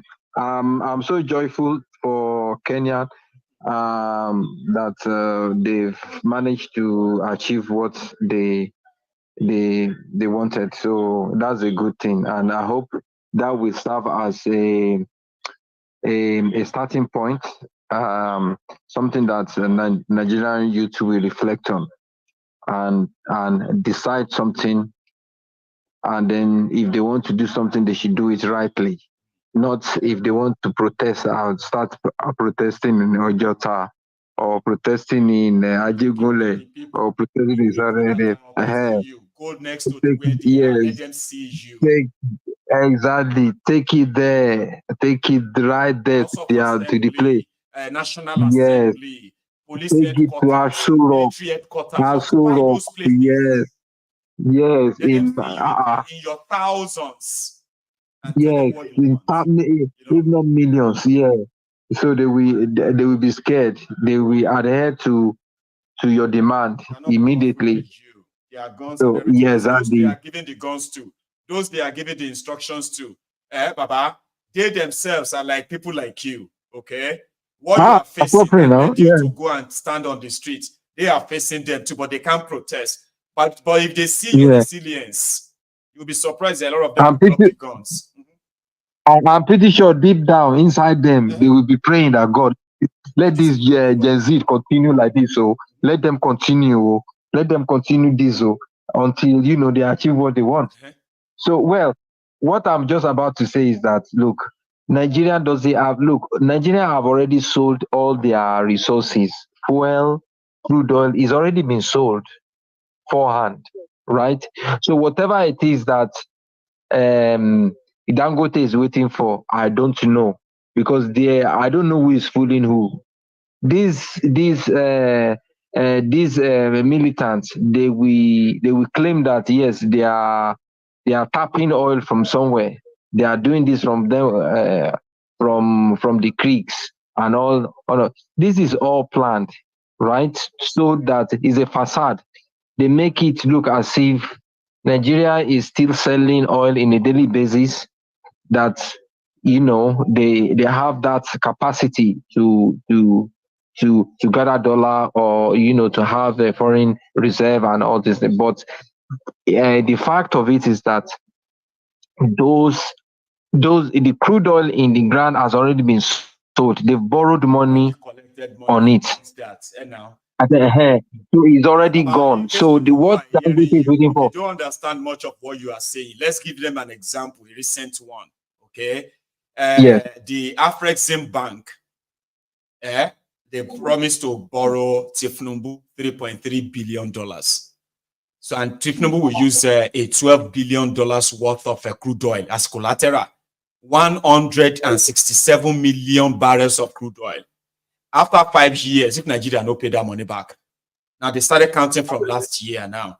So by 2029, Afrexim Bank and their friends, they will begin to take crude oil from any part of Nigeria until they extract 167 million barrels. That money, 3.3 billion.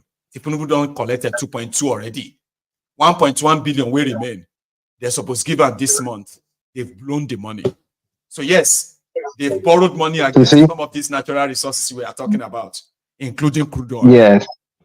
Yes. So the money is already gone. It's being spent. So all this photoshopping that they are doing with gold and all these things, the more they do photoshopping, the more you know that is a lie, right? It's just a fabricated, staged info, just to create an impression that Nigeria will be better off if this is done. But nothing is going to be done. Just, don't worry, we have a gold. Yes, they want exactly. Nigerians, especially the government, if they know that there's a gold somewhere, whatever, they will be the first. In fact, by now they would have exploited. They would have taken, in fact, everything. They would have killed people around the place, started digging, and turned the place to a sudden gold mine, and then and nothing will be nobody will say anything against it. You see, and then the way things is going, Nigerians have to rise up and then fight for their rights. They need to stand firm and fight for their right. They won't give this thing easily. It won't be given easily. And the same playbook. I remember something that this lady from Atiku State, where he wanted to use the same style that Thiefnubu used to claim the governorship election that the one. He failed. You see how those people pulled those INEC officials that day. If Nigerians had done that during the midnight or when they were announcing the fake this guy or whatever. was announcing results, right? For example, he has shut down the IRF. Yeah. He has done all of this. Everybody has witnessed that. But imagine that they were telling people to go back. They were going to collation centers. And a lot of people had to go back because it was too risky to follow them. Imagine you have millions of people come down outside where that Mr. Yakubu was announcing that. Do you think if they tell him inside that there are more than 100,000 people outside the hotel, he was making that announcement? Do you think he will announce Thiefnubu? Never. He will suspend it. People are screaming outside. And then they will not. And there are more than 100,000 people there. Yes. Of course, they will suspend it. And again, I saw something that you made mention of. I think this afternoon or this morning or yesterday, that Yoruba party. Why is Yoruba bringing themselves so low? Why would they call a party Yoruba party? Are they bringing their bigotry outside into UK again, or what? What does that supposed to mean? I mean, if we can't read in between the line, I mean, we should be able to at least to use our common sense that, okay, this is not right. Why would you say that? We are all Nigerians, isn't it?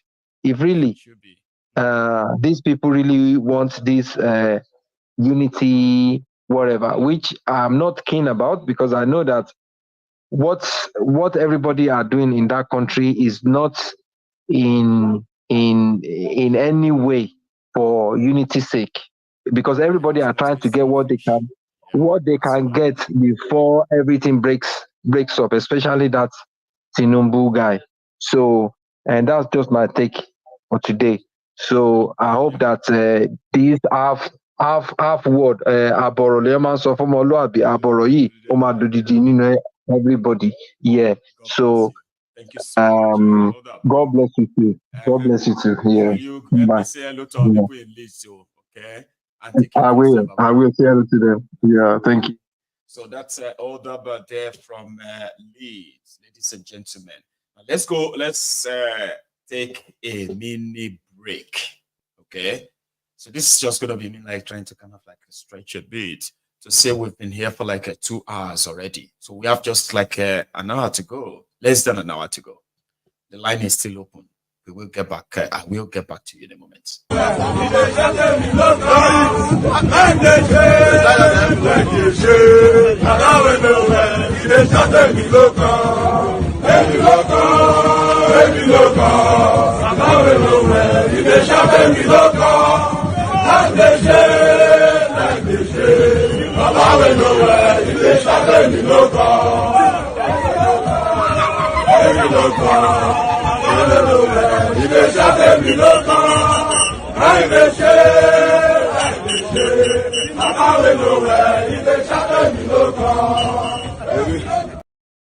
Thank you. Hello there. Hello, Maiyegun. Hello, this is Chris calling from Sweden. There. Chris, thank you so much, right, for calling in. How are you this evening, sir? I'm very, very good. And you? Well, very well, too. Thanks for asking. Oh, Maiyegun, you are really doing a good job. I've been watching you for a long time now, and I've been trying to contribute as well. Oh my God, you're doing a wonderful job. Thanks, Chris. We really, really, really appreciate you. You know, Nigeria has got to the state that it's now a pity, the situation of things there. I used to remember when with 50 naira, I can comfortably eat ewa going with Gary. At that stage, I didn't care anything about the rich people. because I could still eat. I could still afford to get my belly full with something. Now, the poor ones cannot even eat this so-called poor food anymore.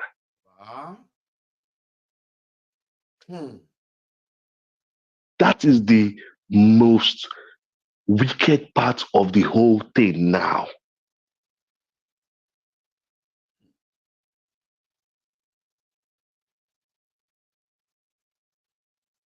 A woman that is struggling with 3 kids, maybe her husband is dead, cannot even boast of, okay, let me go and buy gari and make a small eba and turn for the children to. Those days, gari used to be poor man's food. Now, how many people can afford to buy a pint of gari now?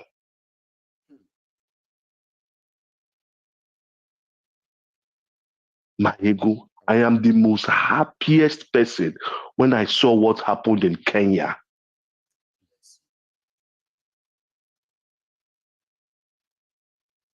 You know, I've watched that video more than 200 times. And I couldn't believe people can be so united like that. Our children need to see those videos. That's why we have this diary. Chris, everyone who started following this in the last 1 week, it all started from a flash, news flash, Kenya, flash. In the last 48 hours changed everything. It got all of our attention, the world. Now, all our own children will see how it all started on this platform when we started capturing it. And they will see this today, where everything actually paid off. The powerful people in Kenya to sit there and be like, we have to listen now. And that's a win. Wow. It's a win. Yes. Not just for the Kenyans alone, for the whole of Africa. In case if they don't know that's what happened in Kenya and what forced the Ruto's hand as is going to reverberate across Africa. And there's going to be follow-up.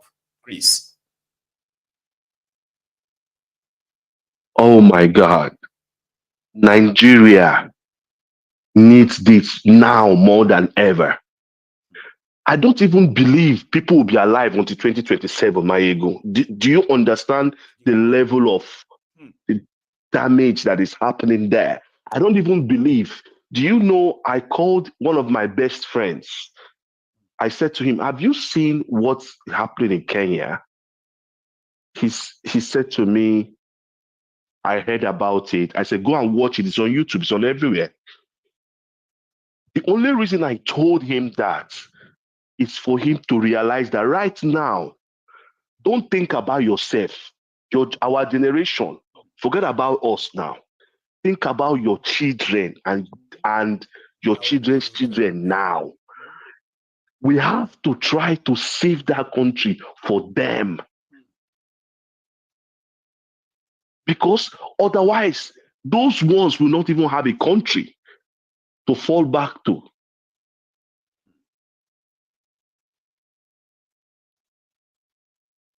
It is really, really, really sad, Maiyegun. It is really, really sad. For real. Please. Thank you so much. For real. God bless you. And thank you, Maiyegun. And you too. Okay. Hope I get to speak to you again. So. Yes, you will. Thank you very, very much. I appreciate. Thank you. Okay. Thank you. Thanks a lot. Yes, you too. So that's a Christian from Sweden. I love people who can express their connection to the story and then see beyond themselves. That's why I actually love some of us here too, where we can sort of express our understanding of the whole situation because we can connect to them. And it's your connection to these stories, even if it's not happening to you or you're not a direct victim of it, so to say. But if you're able to connect yourself, no matter how little, you will get the message. And trust me, you will always kind of feel and sound like Chris. Give me a circle. Oh, hang on. So I'm trying to see how many of us I could smuggle in. The line is like rolling and rolling and rolling like that. But remember, if you don't make it to the convo. Hello. Hello, sir. Now I'm happy today because this is my first time calling in. I've been trying for the past 1 year. I've never. What is your name, man? If you don't mind, is that all right? I'm calling from Canada, St. John's in Canada. God bless you. Did you say caller? Yeah. So is it all right if I call you Sake? Yeah, Sake. Yeah, call me Sake. Grant. Yeah. I'm gonna remember this Sake from Johnston, Canada. Yeah. Okay, thank you very much. But this is I can call this program a daily tonic. That if you don't watch Maiyegun Diary Political, you are I don't know, the person is not alive. So and I'm missing a lot. So I don't want to talk much. I just want to comment on the previous caller about the Yoruba party or something like. I don't know where our people stand. I don't know where they stand. Now I think from what I read, what I read or what you said about that, maybe they want to send a message that there are a group of people that come from a place called Yoruba country, not Nigeria.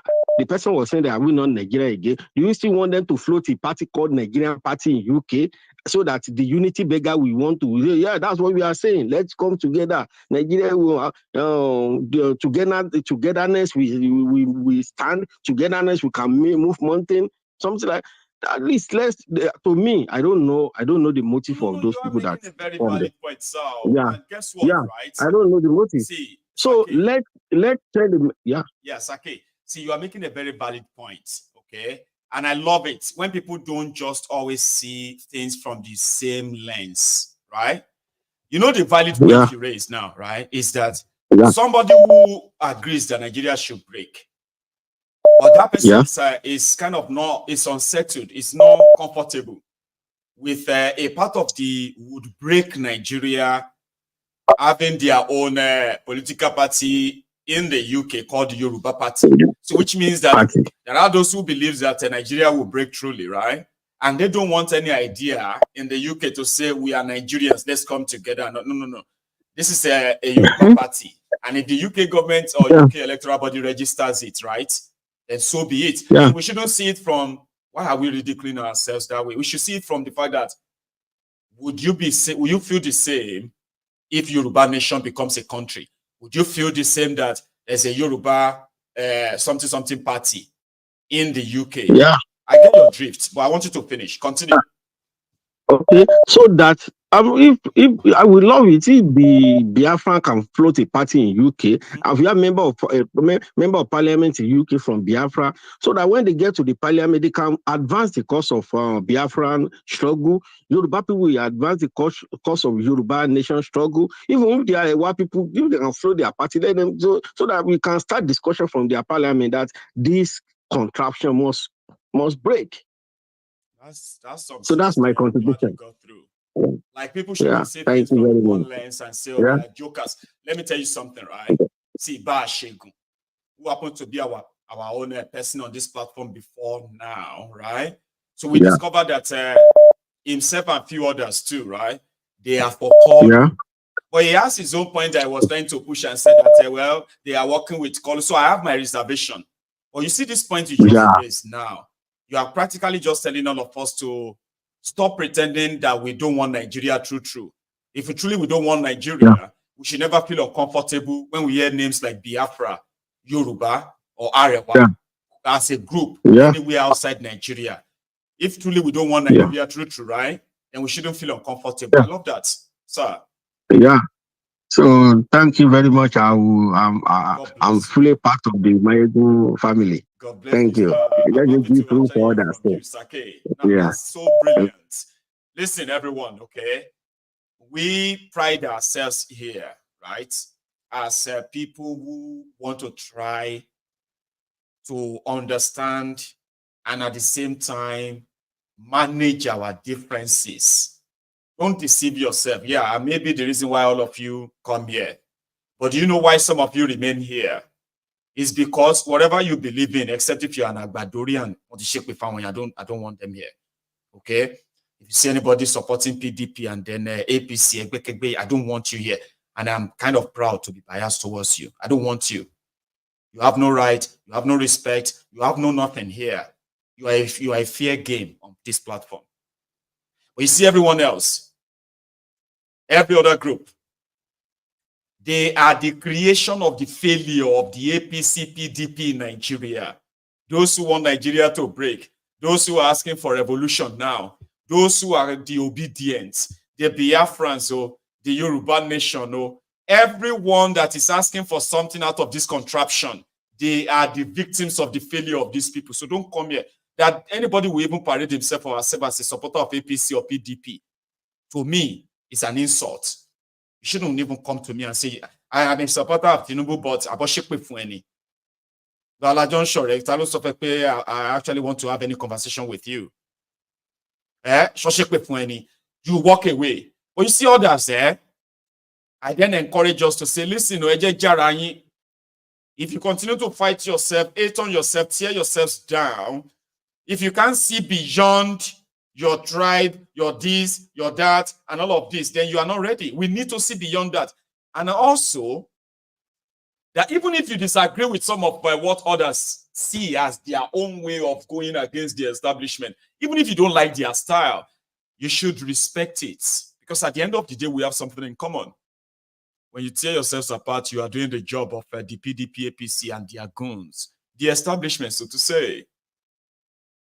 That's exactly why I'm like, if you see people who are like, you know, you can just have to look beyond, you know what I mean? You have to look beyond what they do believe. And sometimes you may have to look beyond their political biases too. But I just don't like anybody that has anything, any flair, any tiny one for Thiefnubu and anyone around Thiefnubu. APC, and everything about APC, and I'm not hiding it. Don't come here and tell me that I should be fair. I mean, I can easily just tell Ogun to kill you and all of that stuff, right? It's just that Ogun, they kill you. I could just tell the Nigerian Shege to finish you. That's enough. So I don't pretend about that, okay? You can't be on my platform and tell me that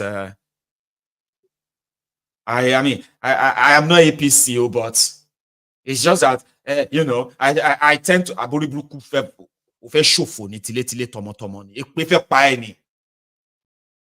if you have anything to do with APC, when you see me, avoid me. It's as simple as that. You see, we know fee mix. It's so important that we are very clear about that. So, and if you are following Maiyegun, okay, well, if you are watching Maiyegun and you have something for APC, sooner or later, anytime all of your pretense and the rest of that, you can see, what that ruin, what that destroy. And that's our wish for you. Just our wishes don't change anything, unfortunately. But just no say, that's what I wish for you. Say, leave this area, avoid us from every angle you can. And if you are pretending on my platform, well, so that's how we call it in Ijebu.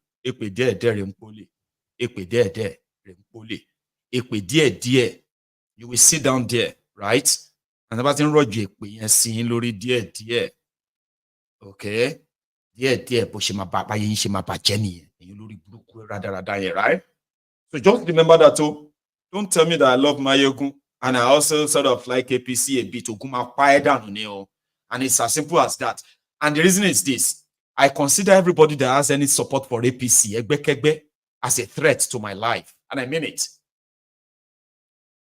If you see anybody that boldly tells you, is it not just politics now? Why are you taking it personal? It's my choice. It's my choice. It's a democracy. Oh, you and that your democracy. I consider you a threat to my life. So you want me to pretend that I'm going to be nice to you?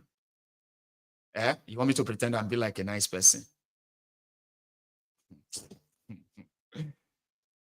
meet.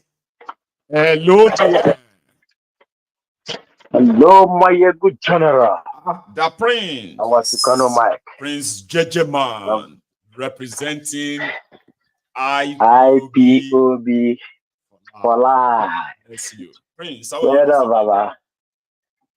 I hail. How family? Well, we are here. Pushing it. Thank you. We there, no checking, Baba. Well done for the good work. We'll continue to hail you.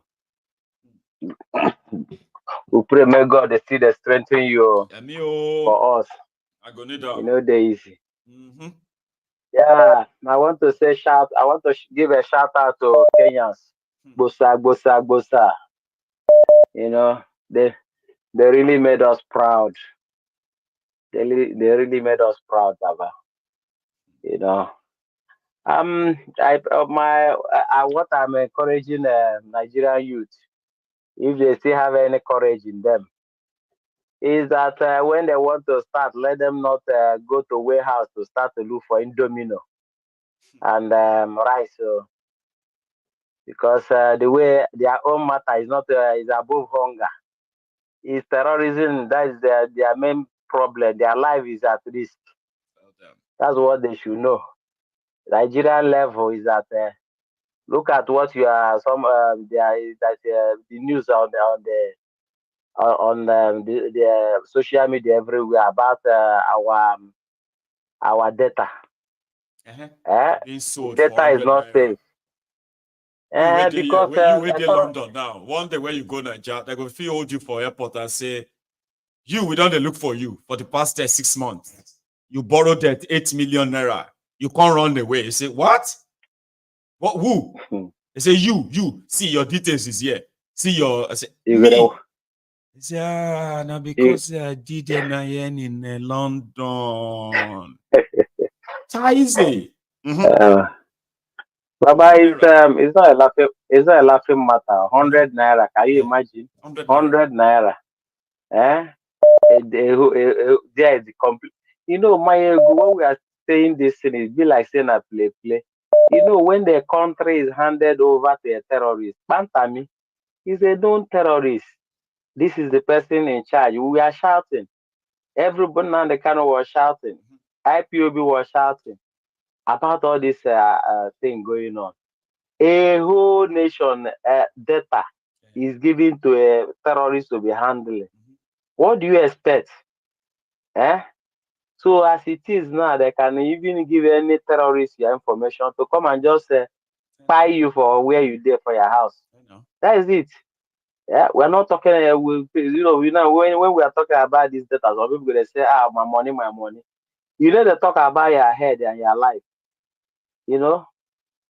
Maiyegun, they will continue to shout. The only thing we go save Nigerians when they divide our country.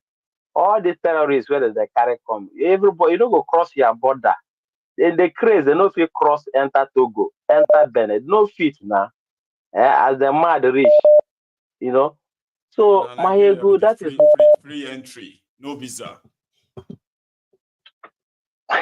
Maiyegun, another one be this Yoruba party. It's good to see coins from different sides. That is true.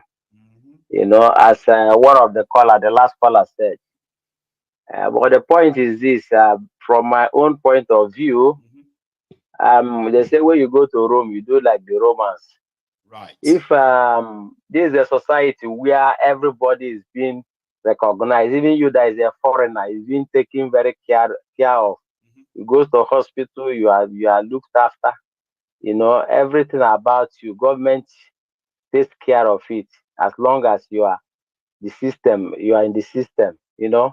you are in the country. Government knows you, know where you live. So and they carry everybody along. What I'm talking, my point is this: is that if this prime minister now, Mr. Sunak, he came from India background. You understand? But he came here, he took a party which is a round under. And that party is a party that carries all the whole UK. along. You know, those they are in labor. They are also there are people that you join there. But when you have your own party, you give it ethnicity name. Tribal You name, know, yeah, I know. Cover you know, something else. so to me, there are many ways to kill a rat. You can find a party, join on the party as the home party of the nation. Then from there you come up. If you have any bill to pass there about Yoruba, fine. You understand? But when you say Yoruba party, white people go vote for you. I mean, only Yoruba people go vote for you. I know say Yoruba plenty for perfect and anyway. But that shouldn't be I the don't reason think why. Yorubas in Peckham will make up to 5% of the but I get your drift as well. So that's so me I take CMO. I don't know. Let me say. No, you see, your own point too. See, there are people who see it like you, okay? To them, it comes so off, right? Especially for those who have lived in the UK for a long time, that should understand the whole system, right? So when you hear something like that, it comes, you know, but it won't be the first time. They've had Indian whatever party here, Pakistani social party here, but they all just didn't flow in the UK. They fizzled out. Unfortunately, they fizzled out. They just never really blend. But again, there's something I was expecting people to pick from all of this and use as a message to others. Like, for example, especially those of us who are Yorubas, okay? Those of us who are so quick to buy the politically sponsored propaganda, which is that of the hatred against the Igbos or against the this or that, all those things they are pushing to make us believe that the Igbos are dangerous for being among us, you know, because of their political whatever, yeah. But this same set of people, look at your people in the UK. They did not just only register a political party that is solely called Yoruba Party. They were actually running for an election to be part of the parliament in the UK. So when you now see educated Yorubas who are displaying bigotry that the Thiefnubu and his gang were preaching, you could use that as a very good lesson and say, look at this. So some of you, we know say, on a bigotry, right? No pass that your Lagos. But if all of it makes sense, have you heard that your brethren are also starting a party in the UK called Yoruba this or that? Because that's what I say to some of them. Apart from that, I get your drift. That is another side of it. Thank you very much, Baba. God bless Keep up the good work, Keep up the good work. Thank you so much, Prince Judgeman there, right? Thanks a lot. So I have another caller on the line, but just a quick reminder, okay, that you can still share like of this broadcast if you haven't already. So let's take this. Hello. One name more. One name. One name the number. One name the one name. Keep riding. Guys, keep riding high. Yeah. Sita, you may need to come closer to your phone, though. It seems to like you are often from it. I'm close right now. I guess so. Now you are. Yes. You can hear me now. Anyway, I was just listening, but I just wanted to chip in something as regards to the Yoruba party in Peckham. There's something I still want us to understand how our relationship and the West goes. Anytime they feel you guys, or we as Africans, anytime they feel that we are turning on the heat on them, they will allow something like this to pass so that they can actually use that medium to infiltrate or penetrate our own polity to destroy whatever we have. So what I'm saying is that when we have to look at the pros and cons, when we look at what is good in it, we should also look at what will be bad in it much, much later. Because they are not going to come after you with their own. They will always use your own. That's right. If nobody understands what I'm trying to say, look at the ANC. Go and look at the ANC in South Africa today.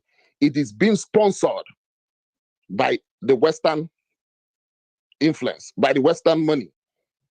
And that is the reason the ANC today, you'll find out that the ideology that the founding fathers of that ANC has for South Africans is no more what they have today.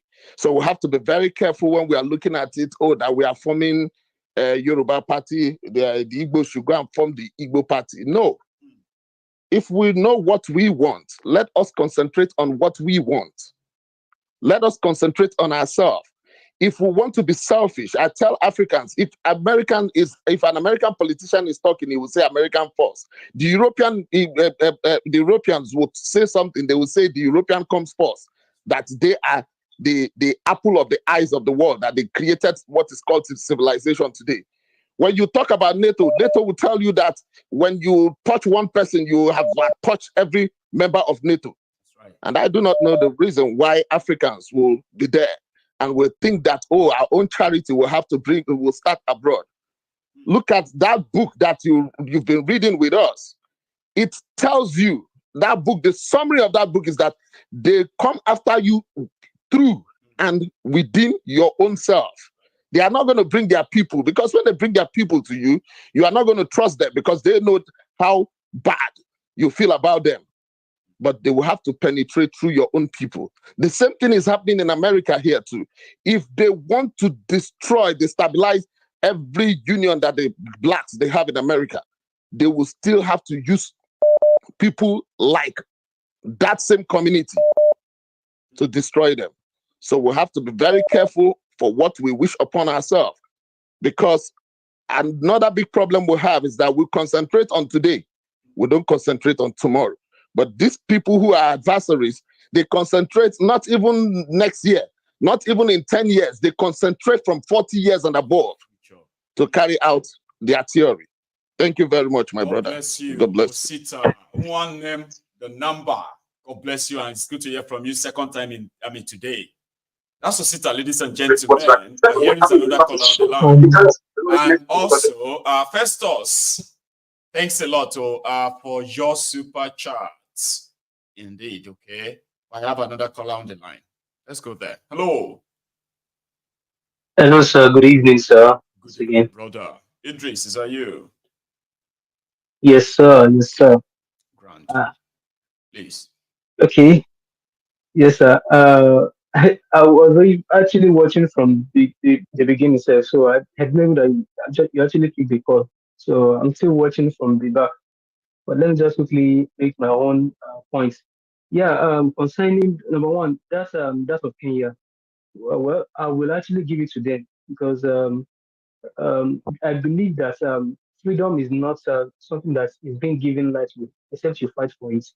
And those people, they actually fight. They claim the victory of it. Unlike we here in Nigeria, that for example, that's of the national anthem. I don't know why there shouldn't be a revolution for the clampdown of that national anthem. I think from there it should have started, because you will see some mofos, you see some idiots that they are still going to be saying that, the national anthem, it will bring prosperity. Yes, Shebi has been bringing the prosperity down to their table. At least the rice has come down. A drum of beans now is nothing to write home about. And the Shege is just getting more pro-mass to another pro-mass level. So that is by the side. And another thing I want to say is that yes, the religion aspect. I am a Muslim, but going to Hajj is the fifth pillar of Islam, and it is not a must for you to. It's not a must for you to go, except if God give you the resources. And giving you the resources doesn't mean that you have to go to Lapo. You have to go and lend money to go to Hajj. I don't know.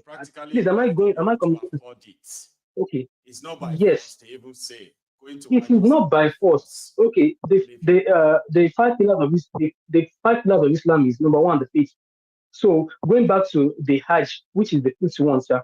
So even if you are to go to Hajj, the people you are living back at house, they need to be well fed. They shouldn't be lacking anything. So I don't see why people have to be subjecting themselves to something that even now, okay, or the Mecca, the Saudi Arabia, at least we are funding their economy. We are funding the economy. They call it So tourism. so I don't. They say they are tourists. You know, that's what they call them. The visa they give to them is tourist visa. Yes, now. And the most funniest part of this is that, sir, Maiyegun, you will see some of these people that they will come back after stoning Satan, the stoning Shaitan. They will come back and they will still be, they are still going to open beer. They are still going to do Sabaka night to be as in. So I'm not imagining that which one do you go and beer, to drink beer, to smoke. I think I can exactly with God. I can see where they God. You will see them. For example, you go to Mecca, you will see them to Nigeria, and you continue the habit of the evil, the criminality you have been doing. Exactly. So now you went there to stone. You went there to stone Satan. Definitely, Satan has even stoned you already. You will see them, Alaji Musliu Akisoya. You will see them, Alaji Kokozaria. You will see. To me, I believe that thunder. You have to let God judge them based on some of those things. But when it comes to their criminal activities, so I just go on, Idris. Well, this is my own submission. I have many things to say, but I just forget everything. So let me just give room for the other people to talk. Thank you very much, sir. Thank you so much, Idris. You have a good one, okay? So I need to remind us, right? We only have just about 15 minutes to go, okay? So listen, if you joined us midway, kind of, right? And you kind of joined it when it was like a sweet in the middle, and you forgot that your offering is so important, which is like in the broadcast. I'm just reminding you, okay? Do it now before it is too late. Hello there. Good afternoon, Mr. Maiyegun. Afternoon, sir. What's good? I'm good. And you? Well, I'm fine, I would say. I'm trying to be, though. So thanks for asking. Yeah, I watched your video yesterday about the Kenyan situation. And I'm just wondering, hopefully you're not kind of hinting at some revolution in Nigeria, though. It's kind of subtle. I'm just showing them what other they are. It's like a comparative analysis, sort of, right? Kenya and Nigeria have so much in common, okay? So it will be a good thing to show to them that, what they couldn't finish in Nigeria, some people have copied it and they've managed to get that to break their own chains. What people do with it, now, is completely theirs. I really do wish they could possibly do something. Yeah. Well, two things I just wanted to drop before I leave is I don't know if you've heard about the GMO food in Nigeria. I think that's linked to Bill Gates. I've done several bits on that, in case if you don't know. I didn't. Tell us what you know too. Yeah, tell us. I guess if you've done, I probably need to go and watch because you know a lot more than me in that space. No, but I just think it's ridiculous. That's a total misrepresentation, right? I don't. You assume I do, right? You know what I do on this platform, right? If I get to know something, I quickly come here boldly with confidence because, yes, I found out. So if you're going to tell me I am wrong, I'll tell you what I know first, right? So that if you want to tell me I am wrong, I will now be attentive and say, okay, did I miss something? I want to hear. Even if you think I am right, it doesn't mean that I actually know it all. So you can still share. But if you just want to bring it to our attention, right? A lot of people here know already. I've even shown them the GMO chicken so that you can know we've gone far on it. Oh, okay. Yeah, I just think it's ridiculous because some countries like Brazil, they've refused GMO food. Even the EU wouldn't have free trade with the US because of the agro food in the US that they don't like. And, there are all these deficiencies or, you have like birth defects in kids. You don't even know what you're putting in. How they suck up nutrients in the soil and they make it impossible to actually grow. Instead, you become more dependent on buying seeds from the West. And I also don't know what Tinubu's idea of the presidency is, because he's so eager to travel anywhere just to show his face, almost like he needs recognition, but he's not really doing anything. He doesn't even have a right-hand man that knows how exactly to steer the country's economy. So I don't know. We'll just wait and see for how long this would the more people keep know, going. I think the more people know the possibility of them breaking the cycle, because that's the most we can want, right? A lot of people believe that it is total misrepresentation, right? For people to think Nigerians don't really know what is going on. They just choose what they want to give attention to. So maybe if more and more of this kind of information continue to land on their laps and all of that, and they can no longer claim ignorance, right? Then maybe something shifts. So we can't stop. We just need to keep throwing it out there, you know? Yeah. Thank you. And lastly, I don't get the priorities of some politicians. Now, I understand a famous musician in Nigeria got married, but then we see like governor of Lagos State, some king, I'm not gonna say his name, but the insult on the monarchy, on the establishment, and equally so the Lagos State. I'm trying not to say too much just so DSN is not tracking me. You are trying to just be like, no, you know what people will say sometimes? You say, like, I know what I would have said, but home training won't let me say them the way I want to. So I'll just let it go. I get it, Baba. Yeah. Go on. Yeah. Oh, that's all. You kind of get the idea of, where I'm heading at, though. I get you too. But you know something? I'm glad you are able to sort of add your voice too, okay? But there are some things that one will later become eventually. And that would be these guys, no matter how much you try to be respectful.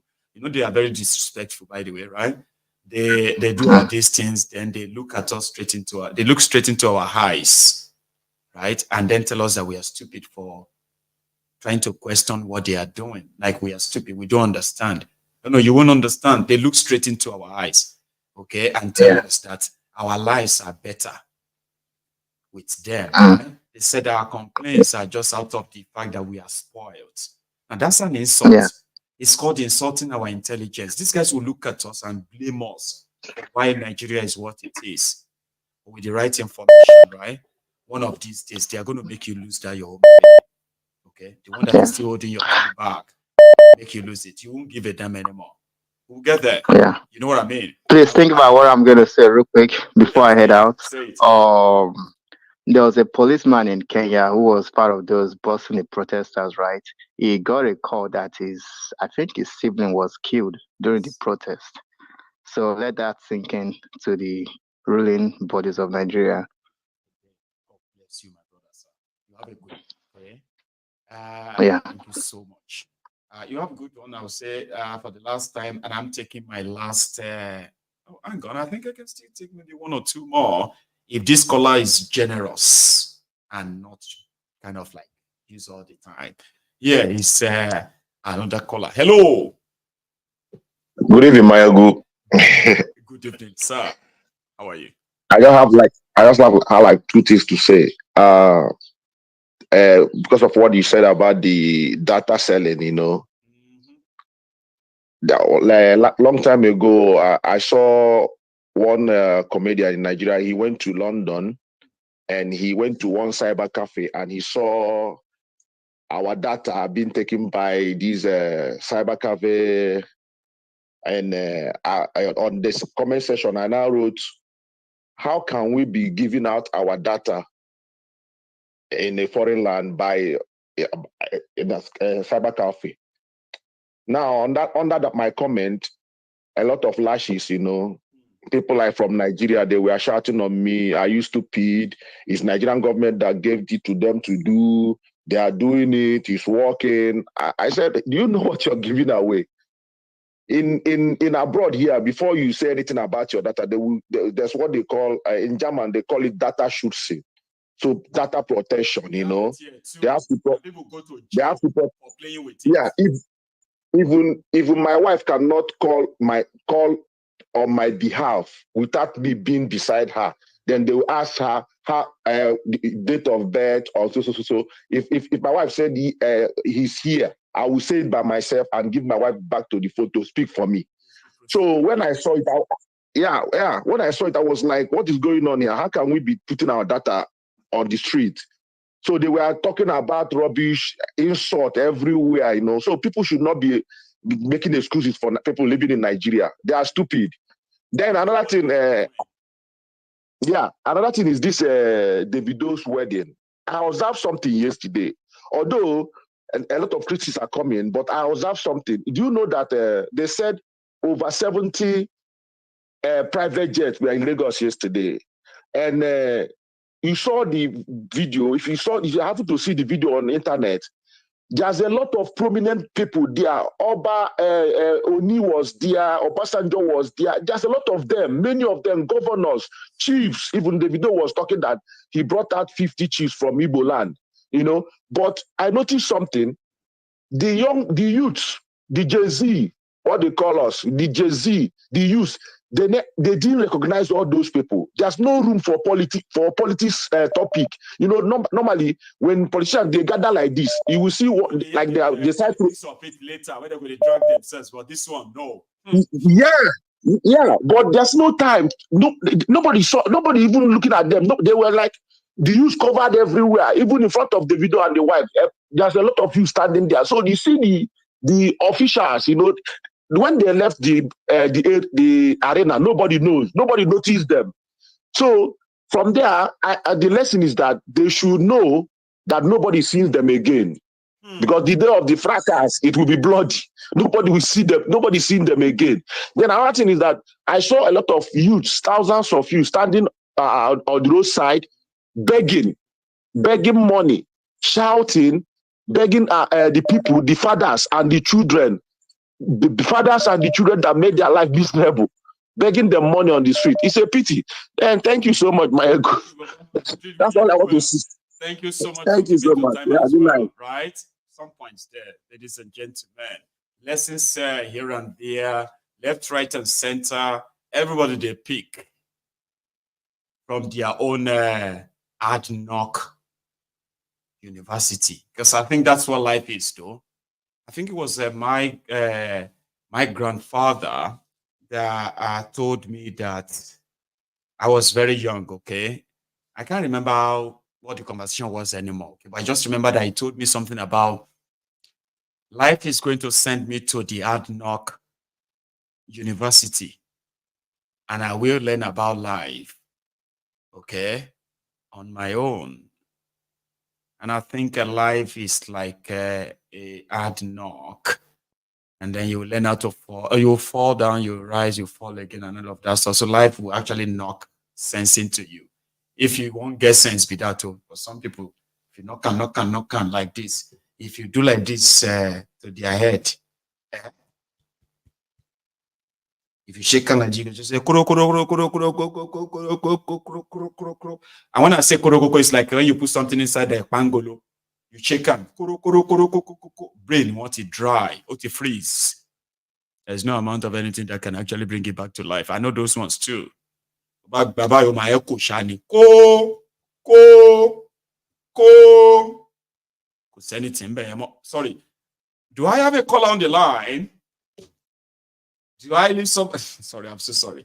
I left somebody on there and I didn't get them connected. So I actually want to take one more. Just one more call and we can all call it a night. And that should be somebody who is going to make it very brief. Now there are. So one last thing as well, okay? Please, if you haven't really liked the broadcast, please do. This is your own offering, you know. Probably going to see it later and be like, oh, I forgot to. Offering. Hello there. Hello, Brother Maiyegun. Hello, ma. How are you? I'm good. Thank you very much. So you are my So I'll try and make it quick. Lady, Celia. How are you? Yeah. I'm fine, sir. So yesterday I've been trying to call, but I was not able to. But I'll try and make it brief, as I said, about the Kenya stuff going on. And I'm glad that maybe for some reason I was not able to call through, because the way I was shaking and my tone, I would have just scattered everything with what I was saying. Anyways, still that, the point I want to make is just one or two. You see, these are a case in Nigeria. Unless we are united, nothing is going to work. United either to have our own country, united either to take back Nigeria, united either to fight against those fat pot belly guys right there. Unless we, but just check it out. We are saying this here, another person is saying that there. It's just like a basin of guinea corn, just an example, you know, and then you put a pile of guinea corn. Someone is trying to pack the guinea corn and put it in the basin to make it like a pile. Well, another one is packing it to the side and pouring it. So how does it work? It doesn't. Unless we are united, this thing will never work. We're just wasting our time. That is why those that are not in should check the hell out. We are not playing with anybody. None of us here is anybody's mate. And I don't care whether you're older than me by age or not. Because respect is reciprocal. Look at Kenya. This thing that is happening is not bigger than us in Nigeria. We have people that are strong-willed, strong-minded people that today, I tell you, someone just said something earlier. The guy said that we should go to Abuja. Where is that place they sit down to do their meeting? Parliament or whatever. That is where we should head to. Because should they tried MSAS? Did it work? Because it's in different places. I thank God for strategy. I just thank God because that guy mentioned that thing. Because sometimes we don't know. But when we all talk, somehow somebody will bring out the idea and it keeps on in a certain direction to follow. But I'm glad that we're talking. As I said I'll keep it brief. But it's just a whole lot to say. But anyway, thank you very much. Thank you too, Celia. You did well too, because you kept to time. Okay. I appreciate everyone who has called in to make their own, contributions as well. Like you practically just shared how you feel towards all these things we have been talking about. So greatly, thank you, everyone. So that's what we're going to draw the curtains at this evening. And I will see you some other time. So thanks a lot, and you all have a good night. Good night.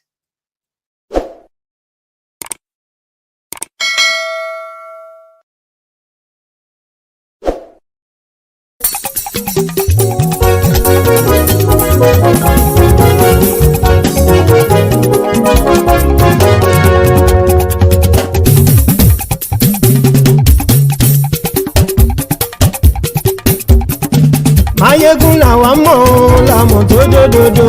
Maiyegun Diary Haiti #1. Maiyegun làwa mọ̀ làmọ̀ tó dòdòdò. Maiyegun Diary Haiti #1.